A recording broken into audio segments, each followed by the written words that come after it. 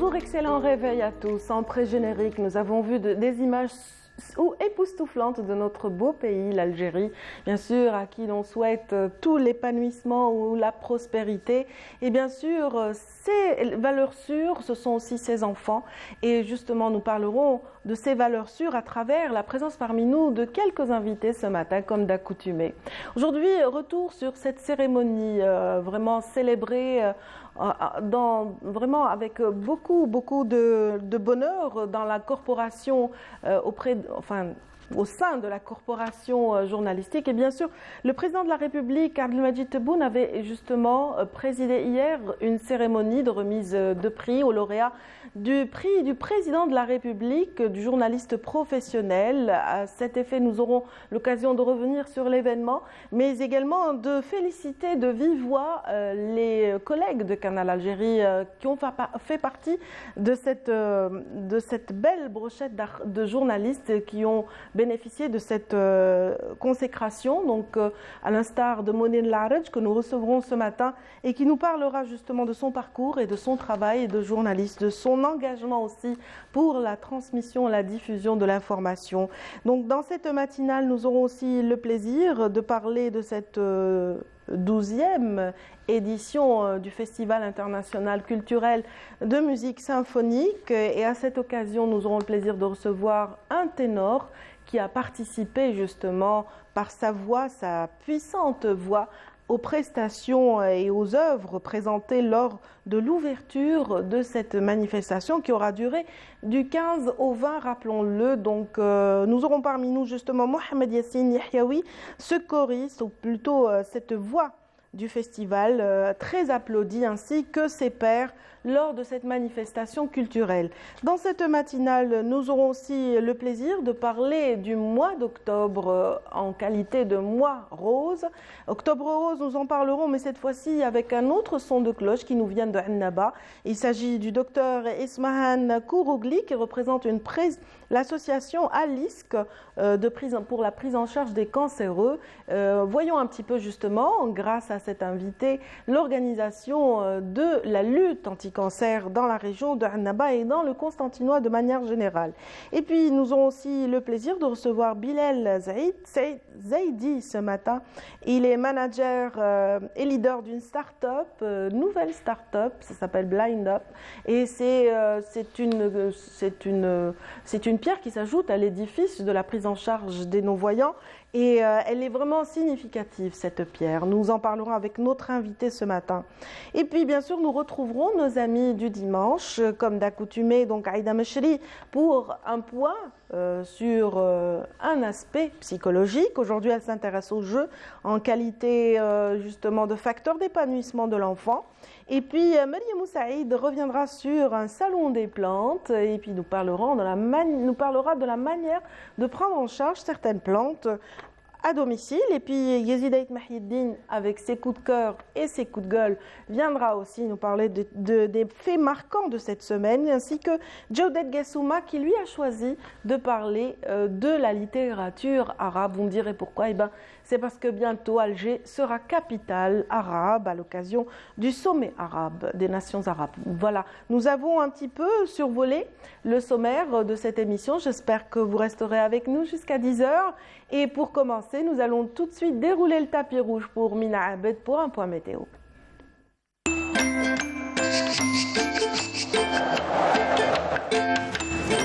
La météo vous est présentée par Mobilis. موبيليس معا نصنع المستقبل. Bonjour Mina, ravie de vous retrouver ce matin. Ravie aussi, ça va? Ça va, alhamdoulilah. Voilà, ce matin il y avait beaucoup de vent, des vents qui... Je pense que oui, le sirocco est au rendez-vous, j'ai l'impression. J'ai pas fait attention. Oui, si. Peut-être, oui. Ouais, près de chez moi, il y avait beaucoup de vent, donc je me suis dit, ça va être l'orage. Et quand je suis sortie au balcon, il faisait bon. Pas d'orage pour aujourd'hui. Très chaud. Moins qu'hier. Il fera chaud quand même, mais un petit peu moins qu'hier. D'accord. Donc, que nous disent les cartes ce matin? On va le découvrir tout de suite. Bon, avec plaisir. Merci beaucoup. Bonjour à tous, excellent réveil. Et bien aujourd'hui, le ciel restera bien sûr dégagé sur l'ensemble des régions côtières, partiellement voilé vers les régions intérieures. Et puis sur la partie sud, ce sera un petit peu comme hier, un ciel dégagé à partiellement voilé du Nord Sahara. Vers l'extrême sud, en passant par le Sahara central, le Guer et le Tassili, on notera bien sûr de fréquents soulèvements de sable. Les températures de cet après-midi, eh bien, on notera sur la moitié nord jusqu'à 36 degrés. À Chlefrili-Zentiaret, 34 Alger, Tizi Ouzou, on notera 33 degrés à Oran, 29 degrés Gardaya, 32 degrés Hassim Saoud, 28 Béchar, 34 degrés Tindouf Adrar, 33 Insalah et enfin 35 degrés pour l'extrême sud. On passe tout de suite à l'état de la mer pour cet après-midi. Eh bien, on notera une mer plutôt calme sur l'ensemble des régions côtières avec des vents entre 10 et 20 km/h à l'est du pays, entre 15 et 30 km/h sur le centre et enfin entre 20 jusqu'à 40 km/h à l'ouest du pays. On passe tout de suite à l'Europe pour cette journée. On aura un ciel plutôt couvert avec possibilité de quelques faibles pluies à Paris, des pluies par contre à Madrid ainsi qu'à Lisbonne et puis des orages du côté de Londres, un ciel voilé. À Istanbul, Vienne, Berlin et Rome, côté température, on notera 7 degrés seulement à Moscou, 21 degrés à Istanbul, 26 à Rome, 18 à Vienne, 19 à Berlin, 22 degrés à Paris, 17 à Londres et enfin 18 degrés à Madrid. Encore une fois, excellente matinée et à tout à l'heure midi.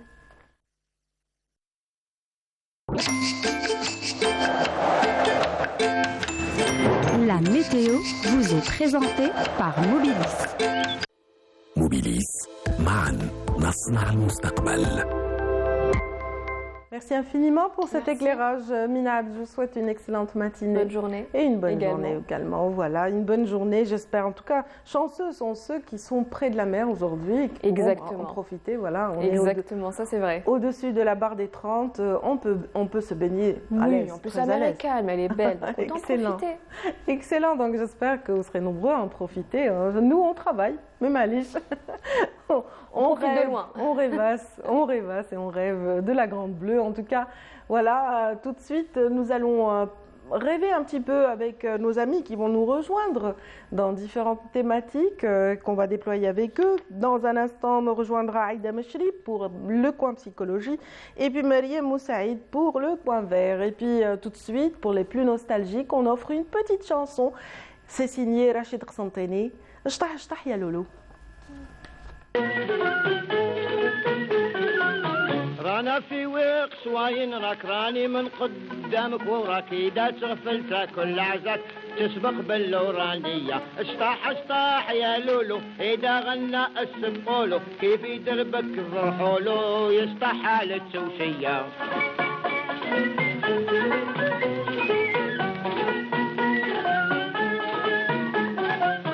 هذا هو وقت اليوم توخدنا بالتقدم قريبا ما ترفد سلم وتصبح مع البومبية اشطح اشطح يا لولو اذا غنى السمعولو كيف يبادل السمعولو يشطح لك بالورانية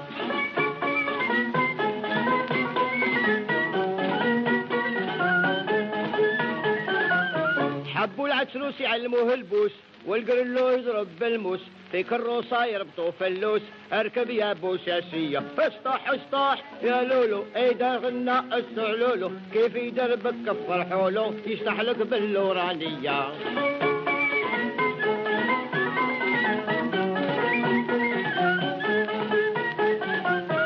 بوزلو يرجع ينعق والغلالة ترجع تحزق البوجنيبة ترجع تدرق تحجب من البوجابية صح صح يا لولو إذا غنى السعولو كيف يدربك كفر حولو يصطح الروية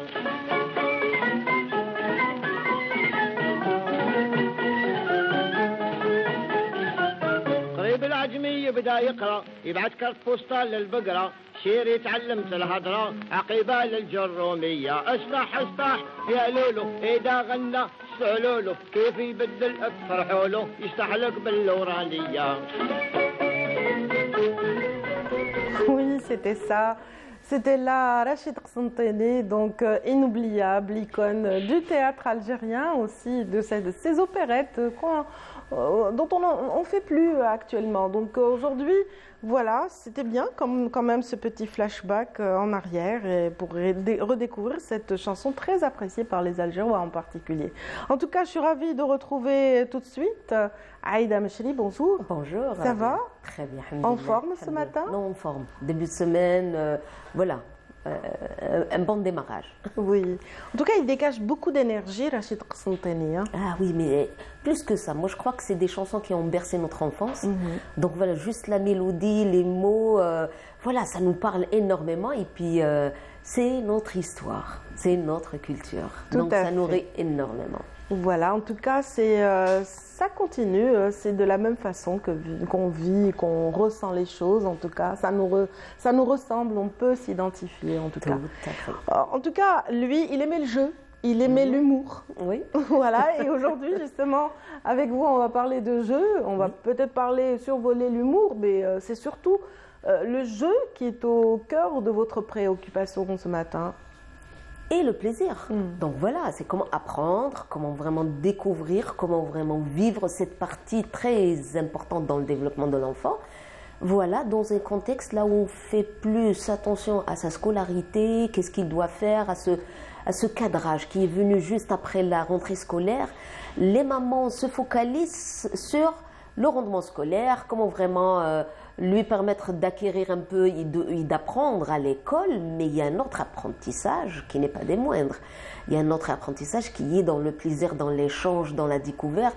Et aujourd'hui, probablement qu'on va revenir pour clarifier que combien que c'est important d'offrir à nos enfants ces objets, cet espace, parce que le jeu, en fin de compte, c'est un cadre dans l'espace et le temps avec des outils bien particuliers qui vont leur permettre de développer d'abord leur intelligence. C'est très important de revenir à cette partie très importante.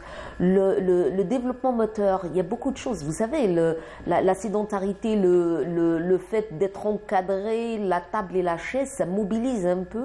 Mais voilà que le jeu lui permet de courir dans une motricité globale. Il fait bouger tout le corps. Pas que ça, c'est la motricité fine qui devient très très intéressante.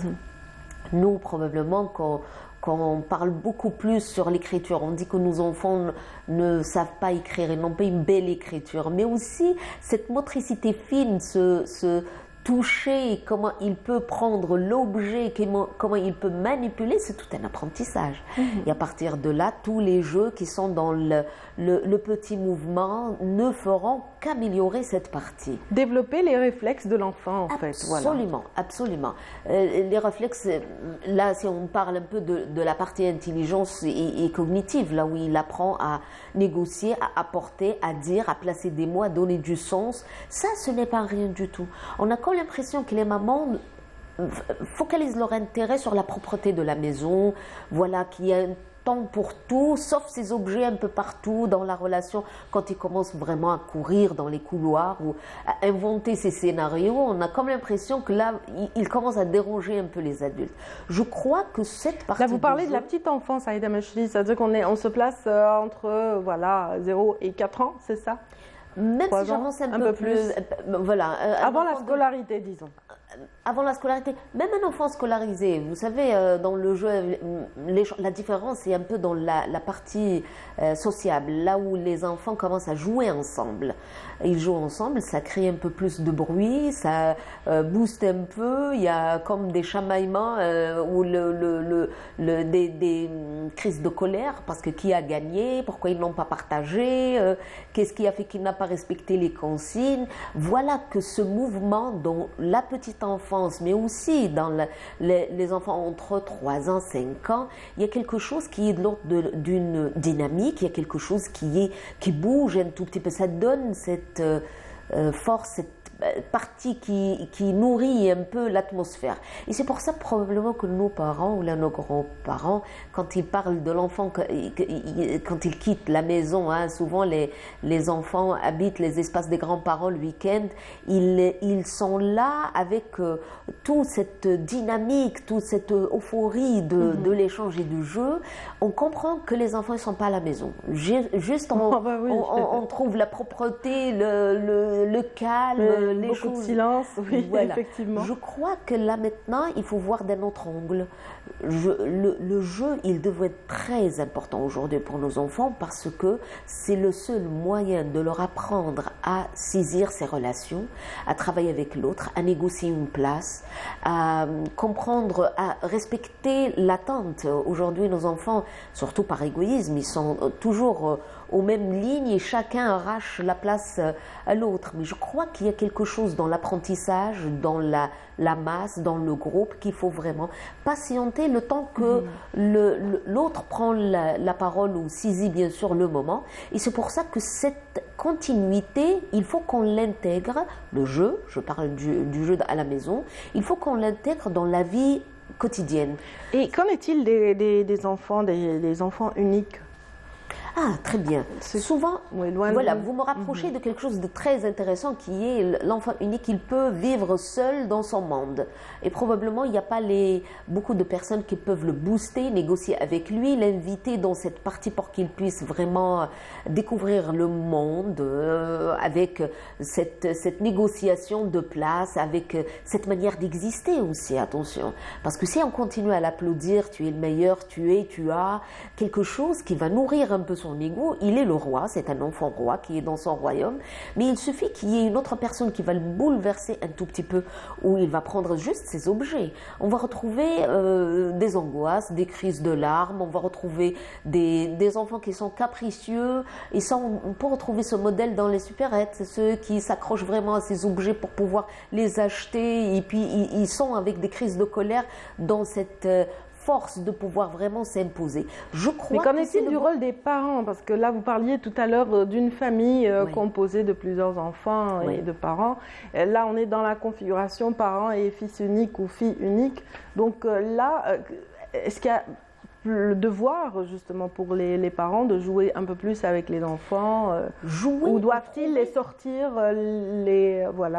leur faire rencontrer Parfait. leurs semblables? Généralement, les parents dans ces situations dépassées avec culpabilité, comme ils n'ont pas beaucoup de temps, on peut retrouver le modèle qui habite cet espace avec les écrans et les tablettes. Ces jeux qui sont là dans l'interaction, dans le remplissage de vide, moi je dirais, qui sont là pour leur offrir un espace. Là, on peut retrouver de la musique, des couleurs, beaucoup de choses. Ça n'aide pas énormément parce que ça n'a pas le même goût de la relation réelle avec les parents. Les parents, s'ils sont là, ils ont la possibilité de le faire et puis ils peuvent nourrir un tout petit peu cette relation. C'est l'idéal de l'idéal. L'impliquer dans tout ce qui peut les entourer. C'est pour ça que je dis qu'il faut vraiment intégrer le jeu dans la vie de famille de tous les jours. Est-ce que les carottes, on peut les retrouver dans l'arbre? Est-ce qu'elles sont plantées? Combien de cuillères? On peut jouer avec des cuillères pour vraiment chanter. Avec une raquette, on peut mimer la guitare pour pouvoir trouver des scènes. Avec les jeux de société qui sont beaucoup plus structurés ou les jeux dans le partage. Je crois que les parents, ils ont un peu la force de pouvoir vraiment vivre et habiter cet espace. S'ils n'ont pas la force de le faire, la liberté et la créativité pour permettre à leurs enfants de vraiment nourrir, se retrouver dans cet espace, elle est la bienveillante, elle est la bienvenue. Ce n'est pas faux, ce n'est pas mal aussi, parce qu'un enfant qui est là, retrouver les repères, sauf que c'est intéressant de l'intégrer dans une crèche, un lieu où là on peut retrouver les enfants, les pères. Ça nourrit énormément et personne ne saura changer ou remplacer un tout petit peu cette dynamique. Je crois que la partie sociable, c'est la sociabilité chez l'enfant, ça s'apprend dans la relation avec l'autre. Sans ça, c'est pas possible. Le virtuel ne va pas nous offrir, même si les avatars, les personnages sont là à l'applaudir, à vraiment le soutenir, ça ne sera jamais pareil. Mais c'est très intéressant de pouvoir dire, et on respecte les bonnes étapes du jeu. Comme au début, c'est le sensorio-moteur, les enfants commencent à sentir, toucher, apprendre, et ils sont plutôt dans la relation avec ces objets qui sont dans la découverte de ce monde. Mais après, dans l'apprentissage de langage et la relation, il y a la dynamique de l'échange. Il y a d'autres jeux, ils ont une fonctionnalité. On sait qu'un ballon, il faut le balancer, un stylo, il faut vraiment colorer avec, des cubes, il faut les mettre en ordre. Ça devient très fonctionnel. Mais le plus intéressant dans le jeu, c'est le symbolique. C'est quand l'enfant il rentre, il commence à imaginer scénarios où il joue le rôle de sa maîtresse à l'école, où il est là à s'inventer avec des moustaches comme un papa de la famille pour pouvoir vraiment vivre. Cette partie symbolique, c'est ce qui lui permet de nourrir son imaginaire et puis d'avoir les scénarios qui peuvent d'abord nous présenter comment il peut vivre les choses, son assimilation, comment il peut vraiment trouver l'essence des objets, des lectures, dans l'échange avec les amis, les pères, mais aussi la grande famille. Comment il peut se positionner avec les enfants avec qui il joue, mais aussi les adultes qui peuvent le bouleverser un tout petit peu. Si on lui donne une baguette et qu'il joue un peu à l'enseignant, il peut peut-être nous donner des scénarios là où ça peut attirer notre attention. Là, je crois que tout le cadre, si on parle du jeu dans ce sens, je crois que ça, c'est nos mamans et puis tous les thérapeutes, les professionnels savent que c'est utile. Un enfant qui joue bien dans le plaisir et dans l'échange, c'est quelque chose, c'est un bon signe. Loin du gaming électronique, vous voulez dire, ou là, voilà, c'est un bon signe de santé mentale. Quand il est heureux, quand il est joyeux, quand voilà, la maison elle est en désordre avec plein d'objets, ça bouge et ça nourrit. Je crois que c'est ça la partie vie. Les familles vivent un peu cette partie infantile très riche. Ce qui intéresse notre attention, ce qui attire notre attention, c'est un peu quand il y a des difficultés de jeu. Les enfants qui peuvent être dans le spectre autiste, par exemple, ou les enfants qui ont des troubles de développement, ça, ce sont des enfants qui auront beaucoup de difficultés pour pouvoir vraiment se projeter dans ce monde imaginaire. Ils sont probablement dans la répétition, donc ils ne font que reproduire doucement leurs gestes ou leur jeu d'une manière qui attire un tout petit peu l'attention. Et pourquoi on attend la rentrée scolaire pour que d'autres personnes nous expliquent qu'il y a quelque chose qui ne va pas? Je crois qu'avec le jeu, avec ces techniques, avec ces objets qui nous entourent, on peut lire dans la relation avec l'enfant, dans sa manière de jouer, est-ce qu'il est dans l'épanouissement, est-ce qu'il a acquis tout ce qu'il faut, dans l'acquisition de ses connaissances, dans le savoir, dans cette intelligence, dans l'échange, dans le symbolique. Parce que vous savez, il y a beaucoup d'enfants qui ont par exemple, on a cité le spectre de l'autisme, qui n'ont pas un peu la relation de l'objet réel. Et c'est pour ça que trouver des fruits réels, trouver des casseroles réelles, voilà, l'inviter à vivre quelque chose dans quelque chose qui ressemble à la vie quotidienne de la maison, que ce soit dans le bureau ou à la cuisine, on peut retrouver des objets comme ça qui peuvent nous aider à lui apprendre énormément de choses. Et ça, ce n'est pas des moindres. Le jeu, non seulement c'est un bon signe de santé mentale, mais aussi il peut être un signe thérapeutique qui va nous permettre d'accompagner nos enfants. En tout cas, ça va être les vacances prochainement, voilà. Donc à partir du 27, les enfants pourront profiter peut-être du plein air pour jouer. C'est vrai que pendant le premier trimestre, ils se sont concentrés sur leurs études, peut-être moins d'espace pour le jeu en extérieur. Et là, peut-être que ce sera une belle aubaine pour sortir, pour faire aussi du jardinage. Absolument. On va en parler dans un instant, tu sais. Tout à fait. Pour découvrir la nature, les arbres, tout ça, et puis jouer en pleine forêt. Maintenant, c'est vrai qu'il y a énormément d'investissements dans ce sens et j'espère que les parents sauront en profiter. Merci beaucoup Aïda. Merci infiniment à ceux qui sont avec nous. Donc Bonjour d'Algérie, c'est jusqu'à 10h et dans un tout petit instant, on va donner quelques petites astuces avec Mariam Moussaïd qui nous revient d'un salon des plantes et c'est tout de suite après ceci.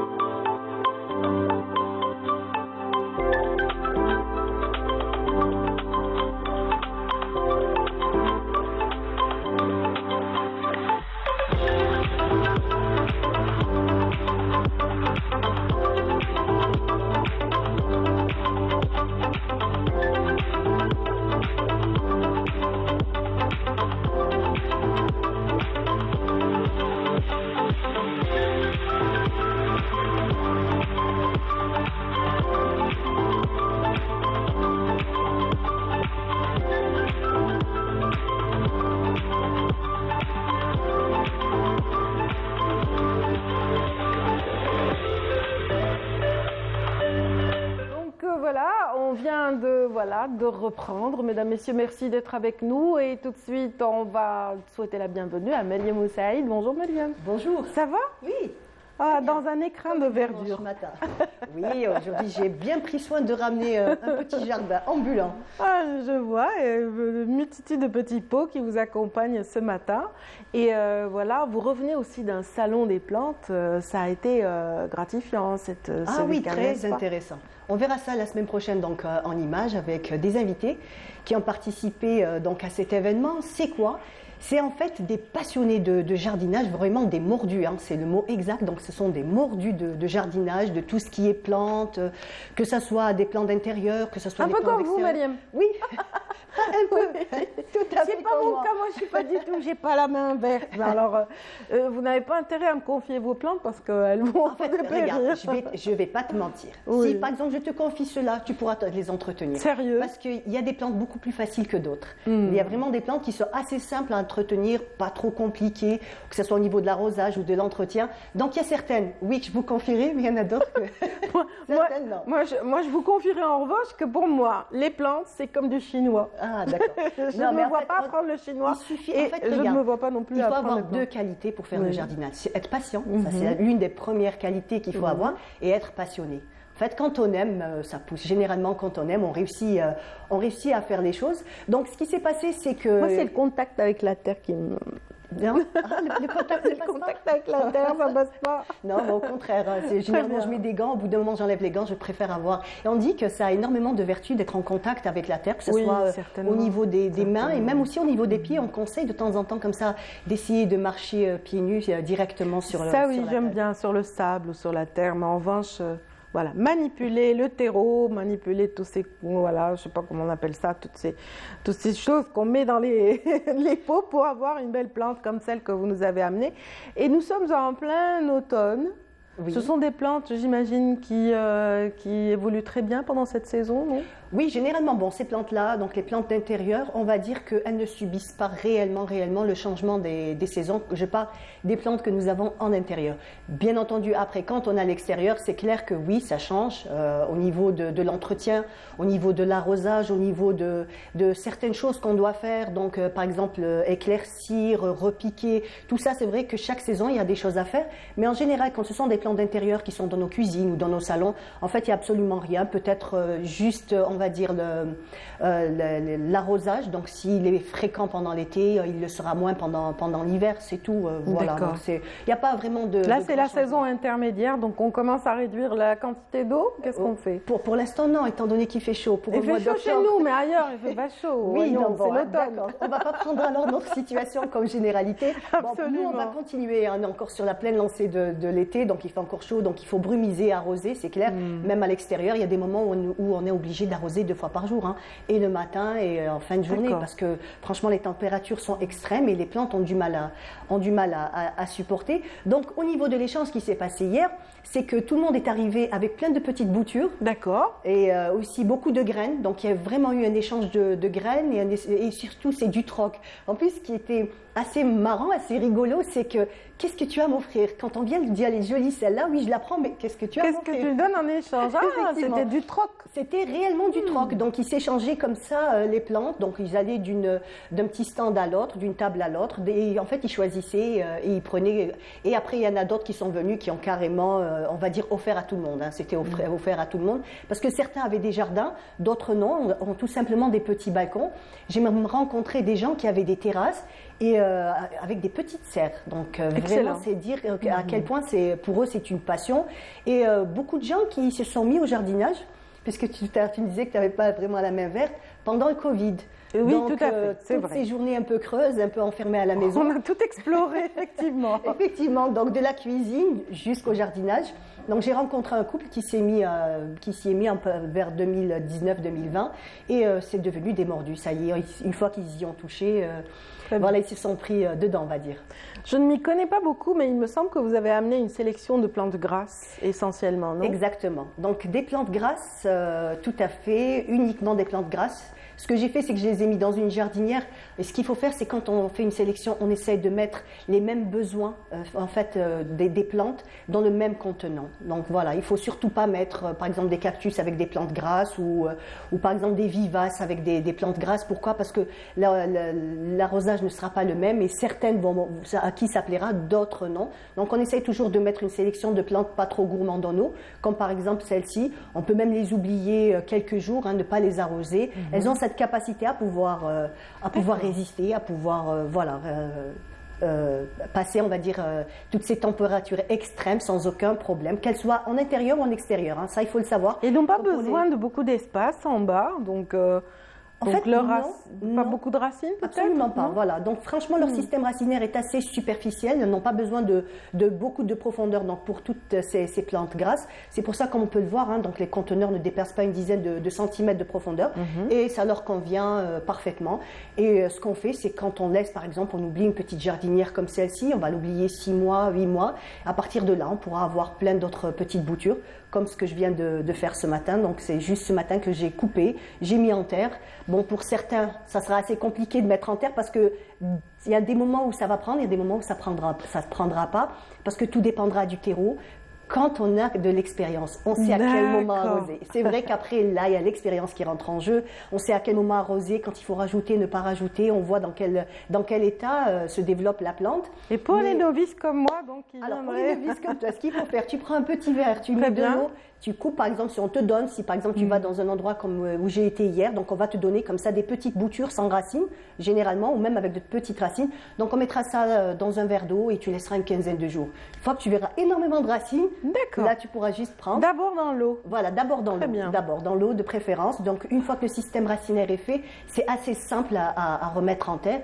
Bien sûr, ce qu'il faudra faire, c'est toujours acheter du terreau, surtout quand on a des plantes d'intérieur. Il vaut mieux les booster, il vaut mieux les aider dès le départ avec un substrat déjà riche. Comme ça, elles n'auront pas de mal à reprendre. Ça sera beaucoup plus simple pour elles. Voilà. Très bien, très bien. Et les premiers temps, faut-il arroser régulièrement, quotidiennement? Oui, pour les premiers temps, oui, il faudra arroser régulièrement et faire en sorte que le substrat soit toujours humide. Toujours humide, pourquoi? Parce qu'en fait, la plante n'est pas encore assez forte pour se débrouiller seule, elle manque de racines. Donc c'est pour ça qu'il va falloir lui assurer donc toujours ce milieu humide. Et une fois qu'on verra qu'elle a pris, qu'au bout de 2 mois, 3 mois, le système racinaire sera bien, on va dire, bien établi dans la terre, là on pourra après espacer. On va faire connaissance avec ces plantes, avec cette jardinière, vous disiez? Donc cette jardinière, les plantes s'appellent comment? Alors en fait, généralement, c'est des. Moi j'aime bien, il y a une seule petite fleur au milieu comme ça qui émerge. Alors, regarde je vais t'expliquer exactement ce que je fais. Je suis un petit peu contre. On parle toujours de plantes envahissantes, de mauvaises herbes, mais en fait, très souvent, on a de très bonnes herbes qui poussent dans nos jardinières, dans nos balcons, dans nos plantes, mais en fait, qui sont extrêmement bénéfiques. Alors, on est là, comme ça, enlevé aux mauvaises herbes, c'est pas à moi. En fait, le vent ramène, les oiseaux, quand ils passent, ramènent. Donc, tout ça fait qu'il y a des plantes comme ça, sauvages, qui commencent à pousser. Alors, comme celle que tu vois, je l'ai laissé pousser avec eux, c'est du pissenlit. Alors, il faut savoir que c'est une plante médicinale extraordinaire. Donc, on est tout le temps là en train de l'enlever. Certains même la redoutent quand ils voient pousser le pissenlit dans leur gazon. Pour eux, c'est vraiment pas, on va dire, néfaste pour leur gazon et tout. Alors que ce sont vraiment de petites merveilles de la nature qui viennent comme ça se semer seules dans nos jardinières. Et en fait, on peut la manger en salade, en ce qui concerne le pissenlit. Donc, les petites fleurs jaunes, on en fera des macérats. C'est extrêmement bon pour la peau, pour les cheveux. Donc, on aura juste à récolter les petites fleurs jaunes de pissenlit qu'on mettra dans un peu d'huile, dans un bocal, qu'on laissera une quinzaine de jours. Et après, on pourra appliquer cette huile. Donc, voilà. Les feuilles aussi, les manger, je ne te cacherai pas qu'à chaque fois que je vais arroser, j'enlève quelques feuilles de pissenlit, je les rince et je les mange. C'est délicieux. On peut les rajouter en salade aussi. Voilà. Donc, en fait, on peut faire plein de choses.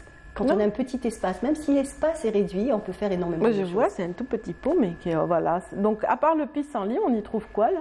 Alors, franchement, c'est une série de plantes grasses. J'ai essayé de faire une espèce de mélange de façon à ce que chacune ait une forme différente. En fait, c'est ça qui fait que ça donne un petit peu ce côté, un petit peu, on va dire, comme une petite forêt. Quand on la regarde différemment, on dirait une petite forêt. Donc, les formes sont différentes. Les couleurs aussi, on essaie de mélanger aussi, comme on peut le voir. Donc, ça va du vert foncé au vert plus pâle.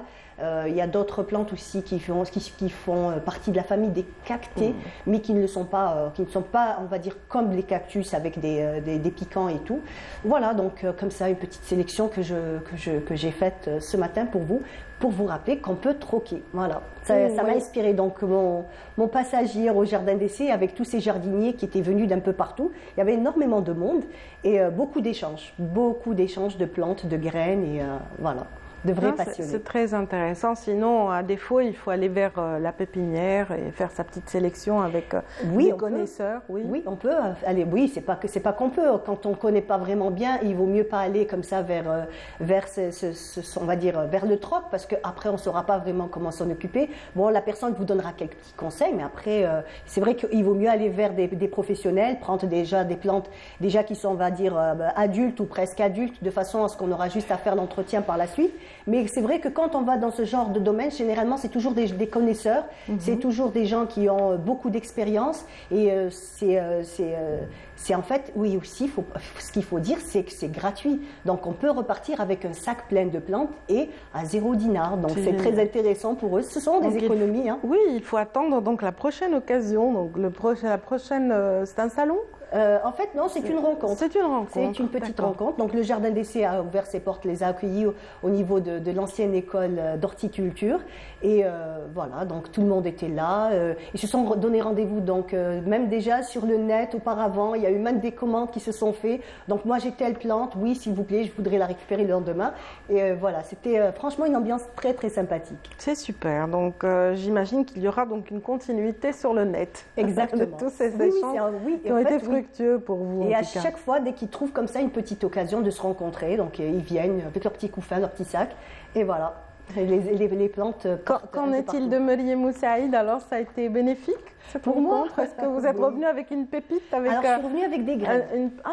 Je suis revenue avec des graines de belle de nuit, des graines de tournesol aussi. Ça, j'essaierai la saison prochaine. Pourquoi pas, d'avoir des tournesols sur le balcon.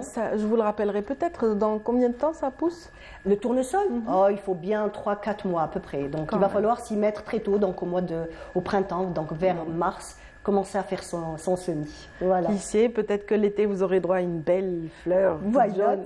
Alors là, en ce moment, j'ai du piment, j'ai de l'aubergine, j'ai du basilic et tout ça, uniquement dans des petites jardinières. Ah bah oui. Un bon potager. Tiens, dimanche prochain, promis, je vous ramènerai des photos de mes piments et de mes aubergines. Avec plaisir. Avec plaisir. Donc, vous l'avez bien dit. Donc, rendez-vous dimanche prochain, Mariam. Inch'Allah. Et voilà, tout de suite, on va retrouver nos invités suivants. Restez avec nous, mesdames, messieurs. C'est après ceci.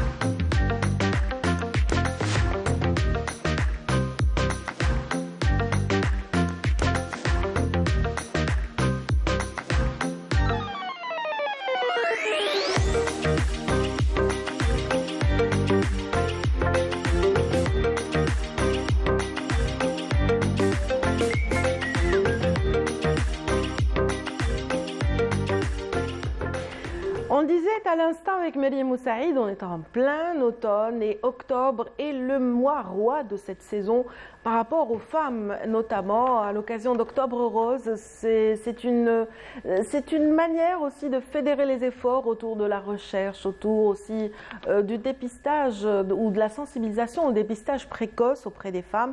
Et aujourd'hui, donc, comme d'accoutumé, nous avons vraiment plaisir de prendre part à cet élan solidaire, à cet élan de sensibilisation, grâce à la présence parmi nous d'une dame qui nous vient de Annaba. J'aime beaucoup cette ville, je dirais. Bienvenue, docteur Ismahan Kourougli. Vous avez un très joli prénom. J'aime beaucoup. Vous êtes la présidente de l'association ALISC, donc de Annaba, et vous êtes donc chirurgien et également scénologue. Oui. Donc déjà bonjour, je vous remercie pour l'invitation. Effectivement, je viens de Annaba pour, on va dire que pour déjà montrer à quel point ça bouge dans cette wilaya depuis déjà 2017. Et puis pour montrer également que l'élan de solidarité qui s'élève dans cette wilaya pour les femmes atteintes de cancer du sein. On va développer tout ça dans un instant, le temps de présenter notre second invité qui est Bilal Zaidi, manager d'une start-up qui est aussi au service de la société quelque part dans la mesure où vous avez mis au point un dispositif pour aider les non-voyants, n'est-ce pas? C'est ça. Bienvenue à vous. Merci à vous et merci pour l'invitation. Voilà, vous en revanche, vous faites des allers-retours entre la France et l'Algérie. C'est ça. Vous êtes étudiant en France, en informatique, et vous avez développé un procédé qu'on décortiquera dans un instant. Okay, voilà, vous allez prendre patience, Bilal Zaidi, dans la mesure où nous avons une dame avec nous, donc on ne va pas déroger à la tradition d'interviewer d'abord les dames. Donc on est ravis de vous recevoir. Vous êtes un collectif des plus dynamiques. Depuis le 1er octobre, vous n'avez pas arrêté, vous n'avez pas tari d'efforts par rapport à cet effort de sensibilisation. Alors il faut savoir que je suis l'initiatrice d'un événement qui s'appelle l'événement Octobre Rose de Annaba depuis 2017. J'ai travaillé au début avec d'autres associations et depuis juin 2022, bien qu'on ait essayé de faire notre propre association depuis 2020, mais la pandémie Covid nous a un peu compliqué un peu freiné tous les élans et tous les efforts consentis par toutes les associations. Depuis juin 2022, nous avons notre agrément, etc. Et nous avons voulu commencer justement par cette approche où on va carrément occuper tout le mois d'octobre. Et nous avons démarré dès le 1er octobre avec la course. Alors il faut savoir qu'à Annaba, on organise une course qu'on a baptisée la Beaunoise, où on va courir du cours de la Révolution jusqu'au niveau des plages, c'est-à-dire au niveau de Chapuis, où des femmes, des hommes, des enfants viennent participer à cette course. Et même des femmes atteintes de cancer qui viennent même pour marcher, ne serait-ce que pour dire on est là, on veut survivre. Donc notre programme s'étend sur tout le mois d'octobre. Il est toujours, hier encore il y avait une activité qui était la Zumba. Alors nous avons des activités sportives parce que le sport est un des moyens de lutter contre les cancers d'une manière générale et le cancer du sein en particulier. Et il divise par 2 le risque de récidive, si jamais vous avez déjà fait un cancer du sein, donc il divise par 2 ce risque de récidive. Donc on encourage énormément l'activité sportive. Donc on a organisé une course, de l'aquagym, de l'aquazumba, et il y en avait pour tous les goûts. Maintenant, pour les activités... J'imagine que ça se poursuivra jusqu'à la fin du mois. Jusqu'au 31. Oui, jusqu'au 31. Les activités sportives se poursuivront. Justement. Et nous avons également organisé des activités culturelles. Alors, il y a eu une journée où c'était les femmes des traditions, c'est-à-dire Nisa At-Tourat, qui soutiennent les femmes atteintes de cancer. Il y a eu une expo-vente avec également un chanteur qui a animé au niveau du Palais de la Culture tout un après-midi. C'était juste le week-end de Maouloud. Et à chaque station, à chaque activité, on amenait notre stand et on mettait des dépliants et on parlait du cancer du sein. On parlait de l'importance d'aller se faire dépister. On parlait actuellement en Algérie, la vraie arme dont on dispose, c'est sensibiliser les gens, sensibiliser les femmes à aller se faire dépister, car plus on va dépister tôt, plus on aura des armes pour combattre cette maladie. Je rappelle que c'est 14 000 cas par an de cancer du sein chez la femme contre 1% pour l'homme. Donc, une femme sur 8 fera un cancer du sein. Donc, notre arme absolue actuellement, c'est de sensibiliser toutes les femmes. Oui. Pendant toute une semaine, d'ailleurs, vous l'avez fait. C'est vrai qu'il y a ces occasions ponctuées par cet effort de sensibilisation, mais il y a eu pendant toute une semaine au niveau du cours principal de la ville d'Annaba, le cours de la Révolution, ces chapiteaux qui étaient justement destinés à cet objectif. Alors, est-ce que vous avez senti l'impact? Est-ce que les femmes s'arrêtent? Est-ce que les hommes aussi s'arrêtent? Je vais vous donner ça en chiffres. Alors, les chapiteaux, oui, ça se passe très bien. En fait, quand on y pense au début, quand on met des chapiteaux avec cancéreux, les gens, on se dit les gens vont avoir peur. Mais en fait, les gens ont peur d'aller dans des structures sanitaires, mais pas aller dans des chapiteaux comme ça, où il y a des jeunes étudiants qui sont là, ou bien des médecins parfois, pour répondre à leurs questions. Alors oui, on a eu entre 200 et 280 personnes qui sont venues visiter, qui ont demandé où est-ce qu'on peut se faire dépister, qui ont pris les dépliants. Donc, il y a même eu des hommes qui sont venus me dire docteur, est-ce que les hommes peuvent être atteints d'un cancer du sein? Et effectivement, ils peuvent être, c'est beaucoup plus rare. Et généralement, c'est plus grave parce que l'homme ne pense pas à un cancer au début. Donc, les chapiteaux, et puis l'évolution de la mentalité. C'est-à-dire qu'en 2017, les gens me disaient « je ne vais pas aller chercher tant que je ne suis pas malade. Pourquoi je vais aller passer parce que je suis malade ?» Là, les femmes me disent on vous a écouté à la radio, c'est Octobre Rose. Ma voisine m'a dit, et elles viennent en groupe. Et excellent. Et elles viennent des fois maman et fille. Et ça, c'est quelque chose de magnifique. Donc, on est en train de récolter les fruits de ce qu'on a semé depuis déjà 2017. Oui, on va donner la parole quand même à notre ami Bilal Zaidi.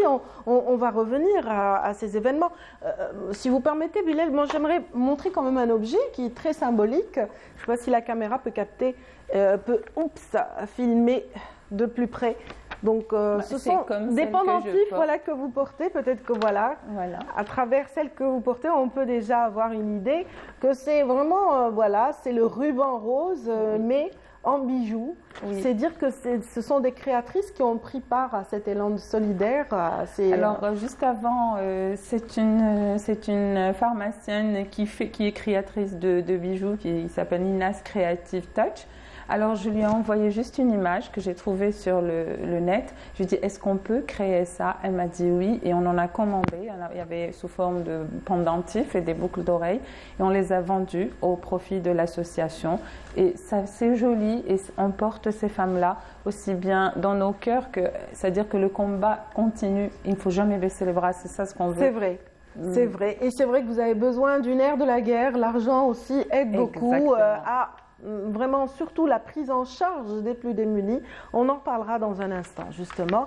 Et avec vous, Bilal Zaidi, donc on va parler d'une start-up très intéressante, Blind Up. Alors vous l'avez pensé, vous avez fait mûrir cette idée au fil des ans, mais en fait le point de départ c'était d'abord ici. Vous étiez à Alger. Oui, c'était à Alger. Donc en fait, en 2018, il y avait un atelier de Make Sense, qui est un incubateur et tout ça. Donc l'objectif, c'était de créer ou de trouver une solution pour une problématique. Donc c'est de créer une entreprise sociale en quelque sorte. Et moi, je vous raconte une petite histoire. Donc d'où je viens, mon village. D'où je viens, mon village, donc c'est à Matra. On a 2 frères.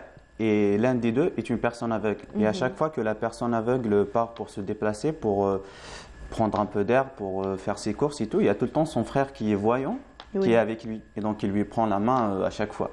C'est son guide, oui, en quelque sorte. Mais je me suis dit, est-ce que cette personne voyante a une autre vie à part être tout le temps avec son frère et de l'accompagner? Donc, d'ici que j'ai eu l'idée de faire une assistance à distance. Donc je me suis dit, est-ce que cette personne voyante peut assister la personne non voyante à distance sans vraiment l'accompagner et lui tenir la main? Donc c'est vraiment le principe et l'idée du projet Blind Up. Donc là, c'était le déclic et vous avez commencé à travailler, à creuser l'idée et puis voilà, continuez. Allez-y, je laisse finir l'histoire. Oui, donc après, c'était le déclic et après, il y avait un petit moment de vide pendant une année que je n'ai pas pu travailler sur ça. Puis en France, j'ai retravaillé, je l'ai relancé une autre fois. Puis il y avait d'autres incubateurs. Avec un changement de cap, parce que vous étiez sur une lancée, vous étiez à l'EPO, donc vous êtes étudiant en architecture, et vous vous êtes retrouvé dans un autre créneau pour justement donner vie et sens à cette pensée. Donc et après, j'ai relancé le projet une autre fois, on a participé à des concours, et là récemment, on a gagné le prix coup de cœur de l'entrepreneur étudiant, qui est un concours de la région normande de l'entrepreneur étudiant. Et là aussi, on est présélectionné pour le concours Normandie for Good. Donc, c'est un concours qui favorise les projets innovants et tout, qui peuvent aider la région. Donc, je reviens à l'idée de base et l'idée de Blind Up. Donc, en fait, on va assister les personnes aveugles à distance. Donc, par exemple, vous pouvez guider une autre personne à distance. Donc, et pour cela, on a créé des lunettes intelligentes. Donc, c'est des lunettes et sur les lunettes, il y a 2 caméras, une qui est à gauche et une qui est à droite. Là, je n'ai pas le prototype, je l'ai laissé en France pour mes collègues parce qu'il y a des événements animés. Et sur l'autre côté, on a une conduction osseuse. Et sur la conduction osseuse, en fait, c'est quoi? C'est des écouteurs, mais ça ne bouge pas les oreilles. On peut entendre quelqu'un qui nous parle sur les écouteurs, mais ça ne bouge pas les oreilles. Et c'est très intéressant pour une personne aveugle parce qu'une personne aveugle a besoin de ses oreilles pour entendre le vent, les voitures et tout ça. Tout à fait. Donc on ne peut pas... Tout est important parce que voilà, tous les autres sens contribuent à compenser ce manque. Ouais. Donc là, avec notre projet, on va l'aider. On va aider cette personne à se déplacer. Donc on a les 2 caméras et la conduction osseuse pour se communiquer. Et après, il y a le GPS qui est sur son smartphone. Et il y a une autre application que l'assistant va utiliser. Donc, soi-disant que moi, je suis une personne aveugle et vous êtes un membre de ma famille, vous voulez me guider. Je sors de chez moi, je prends les lunettes, je les mets, je les allume et vous aurez une notification que moi j'ai besoin d'aide. Et après, vous allumez votre téléphone, vous aurez les 2 vues des 2 caméras. Excellent. Et le GPS, la position. Et après, je peux vous dire, par exemple, est-ce que vous pouvez m'aider à aller à Carrefour ou autre chose? Et là, vous pouvez m'aider, vous pouvez me guider, vous pouvez aller tout droit, à gauche, et tout le machin. Voilà, c'est excellent. C'est vrai que ça dispense de cette présence. Et bien sûr, ça permet aussi à ce non-voyant d'être quand même complètement autonome. Effectivement. On l'a en image, en tout cas, à défaut d'avoir le prototype, on a des images qui le montrent et nous allons les découvrir ensemble et vous commenterez juste après.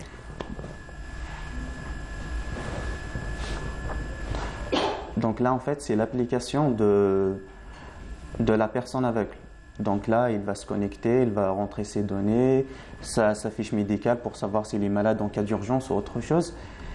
Et après, c'est tout le reste. Donc là, pour faire l'appel, pour faire des paramètres. Donc c'est vraiment tous les détails de l'application et toutes les fonctionnalités.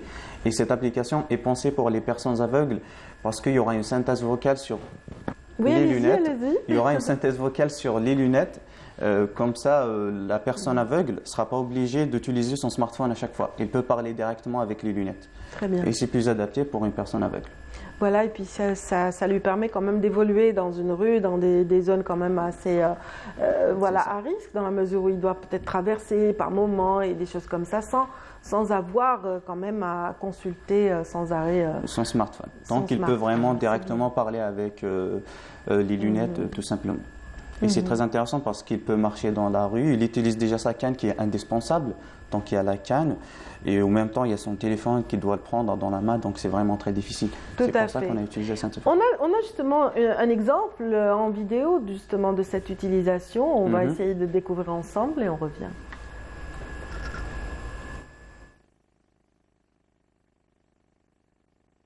Donc là en fait c'est moi qui porte les lunettes, le prototype qu'on a créé.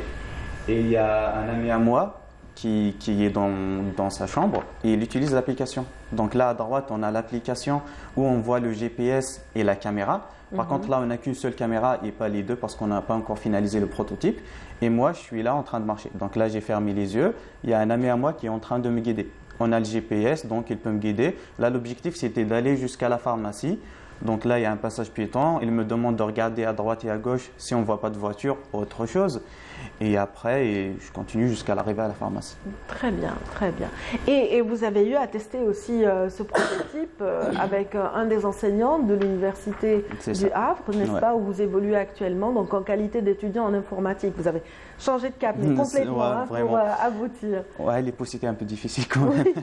Donc il y a parmi les enseignants de cette université un non-voyant qui vous a accompagné, qui était curieux de voir l'aboutissement de ce projet et qui aussi s'est prêté aussi aux essais.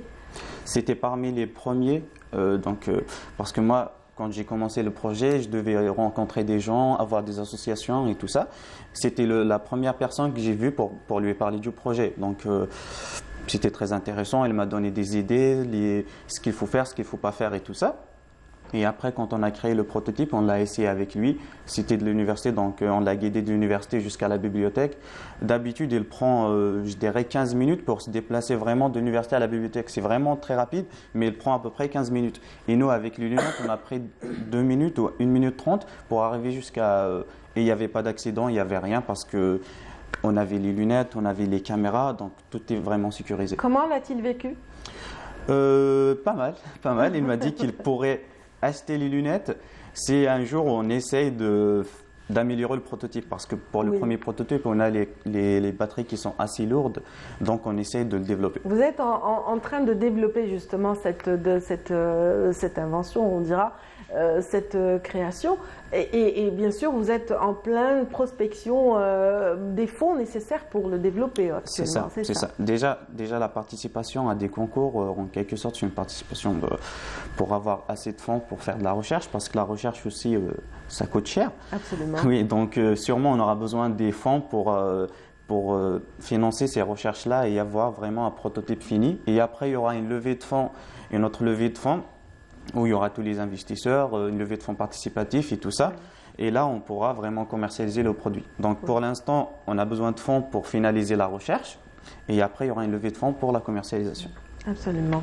Bravo en tout cas. Merci félicitations beaucoup. pour cette pensée en faveur des non-voyants qui nous suivent. Et j'espère que les mécènes seront nombreux à vous contacter après cette émission. En tout cas, on revient à vous, docteur Esmahan Kourougli, donc président de l'association ALISC.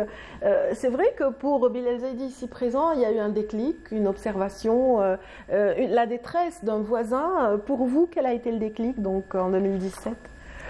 Avant 2017, le déclic, ça a été l'atteinte d'une proche à moi par cette maladie. Et quand on passe de l'autre bord, quand on est médecin et quand on passe de l'autre côté, et on prend ce périple, je vais dire. On prend conscience des difficultés, effectivement. De toutes les difficultés que peuvent rencontrer ces patientes qui sont souvent livrées à elles-mêmes, sans orientation, sans connaissance du terrain, sans connaissance d'où est-ce qu'il faut aller en premier, qu'est-ce qu'il faut faire.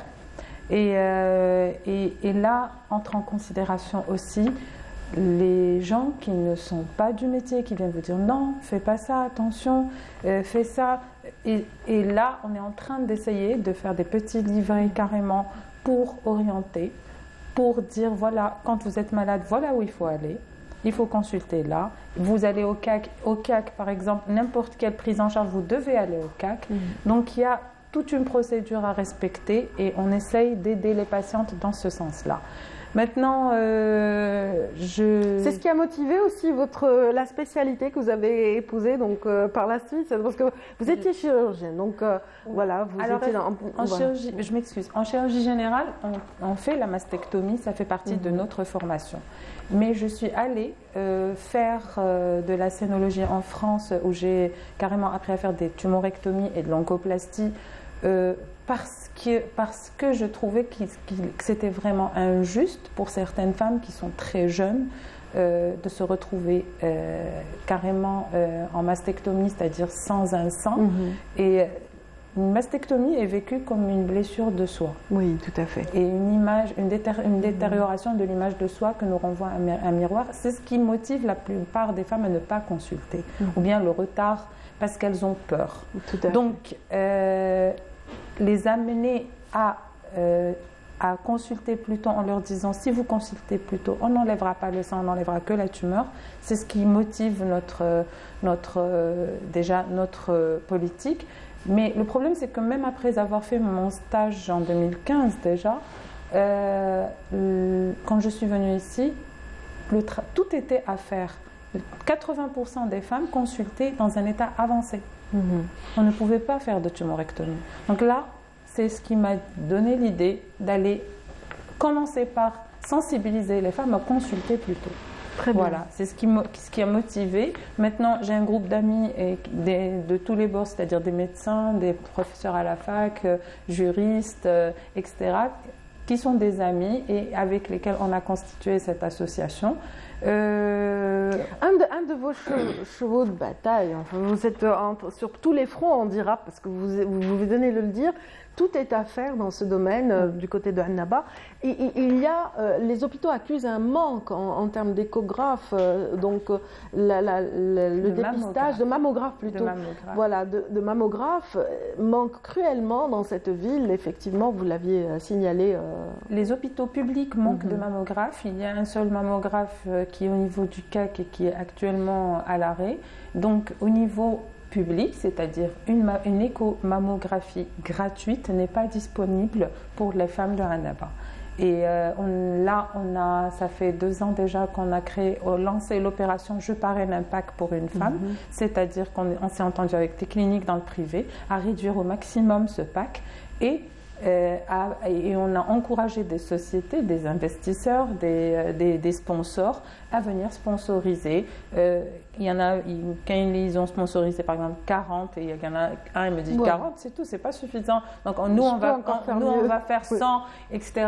Et là, on a travaillé en collaboration avec d'autres associations de sages-femmes qui font la périphérie, ou bien carrément les structures de l'État, c'est-à-dire les secteurs sanitaires où il y a un examen clinique et quand il y a une détection, on nous envoie ces femmes-là. On essaye de trouver des solutions en attendant que la mammographie soit disponible au niveau de l'hôpital, ou bien carrément que la mammographie soit un examen remboursé à 100% par la sécurité sociale. Oui, c'est ce qu'espèrent en tout cas toutes les associations qui luttent dans ce sens. La mammographie, la prothèse mammaire, parce qu'il faut savoir que ces femmes qui ont été mastectomisées doivent porter une prothèse, je ne parle pas de chirurgie plastique, je parle de prothèse mammaire, de substitution dans un soutien-gorge spécialisé. Elles sont toutes au niveau c'est-à-dire des structures privées, et elles coûtent 18 000 dinars et elles sont périssables au bout de 6 mois et ce n'est pas remboursable. Donc je pense que ça, c'est un minimum qu'on pourrait faire. C'est un autre combat qu'il va falloir encore mener en faveur de ces femmes en détresse. Parmi nos activités, on a fait ce qu'on appelle un café rose, où on a ramené un tas de spécialistes dans plusieurs domaines. La semaine dernière, on a parlé d'une randonnée rose. Oui. Vous nous parlez d'un café rose. Et tout sera la couleur rose bientôt, au mois d'octobre, et c'est parfait. Dans ce café, on a ramené des gens de la communication, des gens c'est-à-dire de l'université. On a discuté déjà des cibles à atteindre en matière de dépistage, et on a cité un tas de problèmes dans la prise en charge des patientes. Nous avons rédigé un rapport et nous l'avons remis à une des parlementaires qui est au niveau de la wilaya de Annaba, et elle nous a promis de le transmettre. Donc elle s'est engagée en tout cas. Hier, nous avons fait une conférence de presse où on a résumé en chiffres tout ce qu'on a fait, tout ce qu'on a pu réaliser. Sur notre campagne de dépistage, nous avons découvert 2 cancers à 0,8, l'un à 0,8 et l'autre à 1,2, ce qui est pour moi un grand pas en avant. Une bonne avancée, effectivement, dans la mesure où l'objectif, c'est de détecter comme même des femmes qui ignorent qu'elles sont porteuses de ce cancer et de ces tumeurs. Donc vous les avez orientées, vous les avez... On les a tout de suite orientées pour la biopsie. Et ensuite, une fois qu'on aura la biopsie, c'est-à-dire on aura le stade, le type de cancer, une immunohistochimie, elles seront branchées sur le CAC déjà pour avoir un dossier, et ensuite la prise en charge, quelle que soit. C'est-à-dire qu'on est en train de trouver des solutions et brancher les malades dans des circuits sûrs pour qu'elles n'accusent pas de retard dans leur prise en charge. Très bien. En tout cas, c'est excellent de penser, de se mettre à la place du malade, de se mettre à la place de celui qui a besoin justement de cette perche tendue, de cette main tendue. En tout cas, il le fait aussi bien, Bilal Zaidi, mais pour une autre frange tout aussi fragile.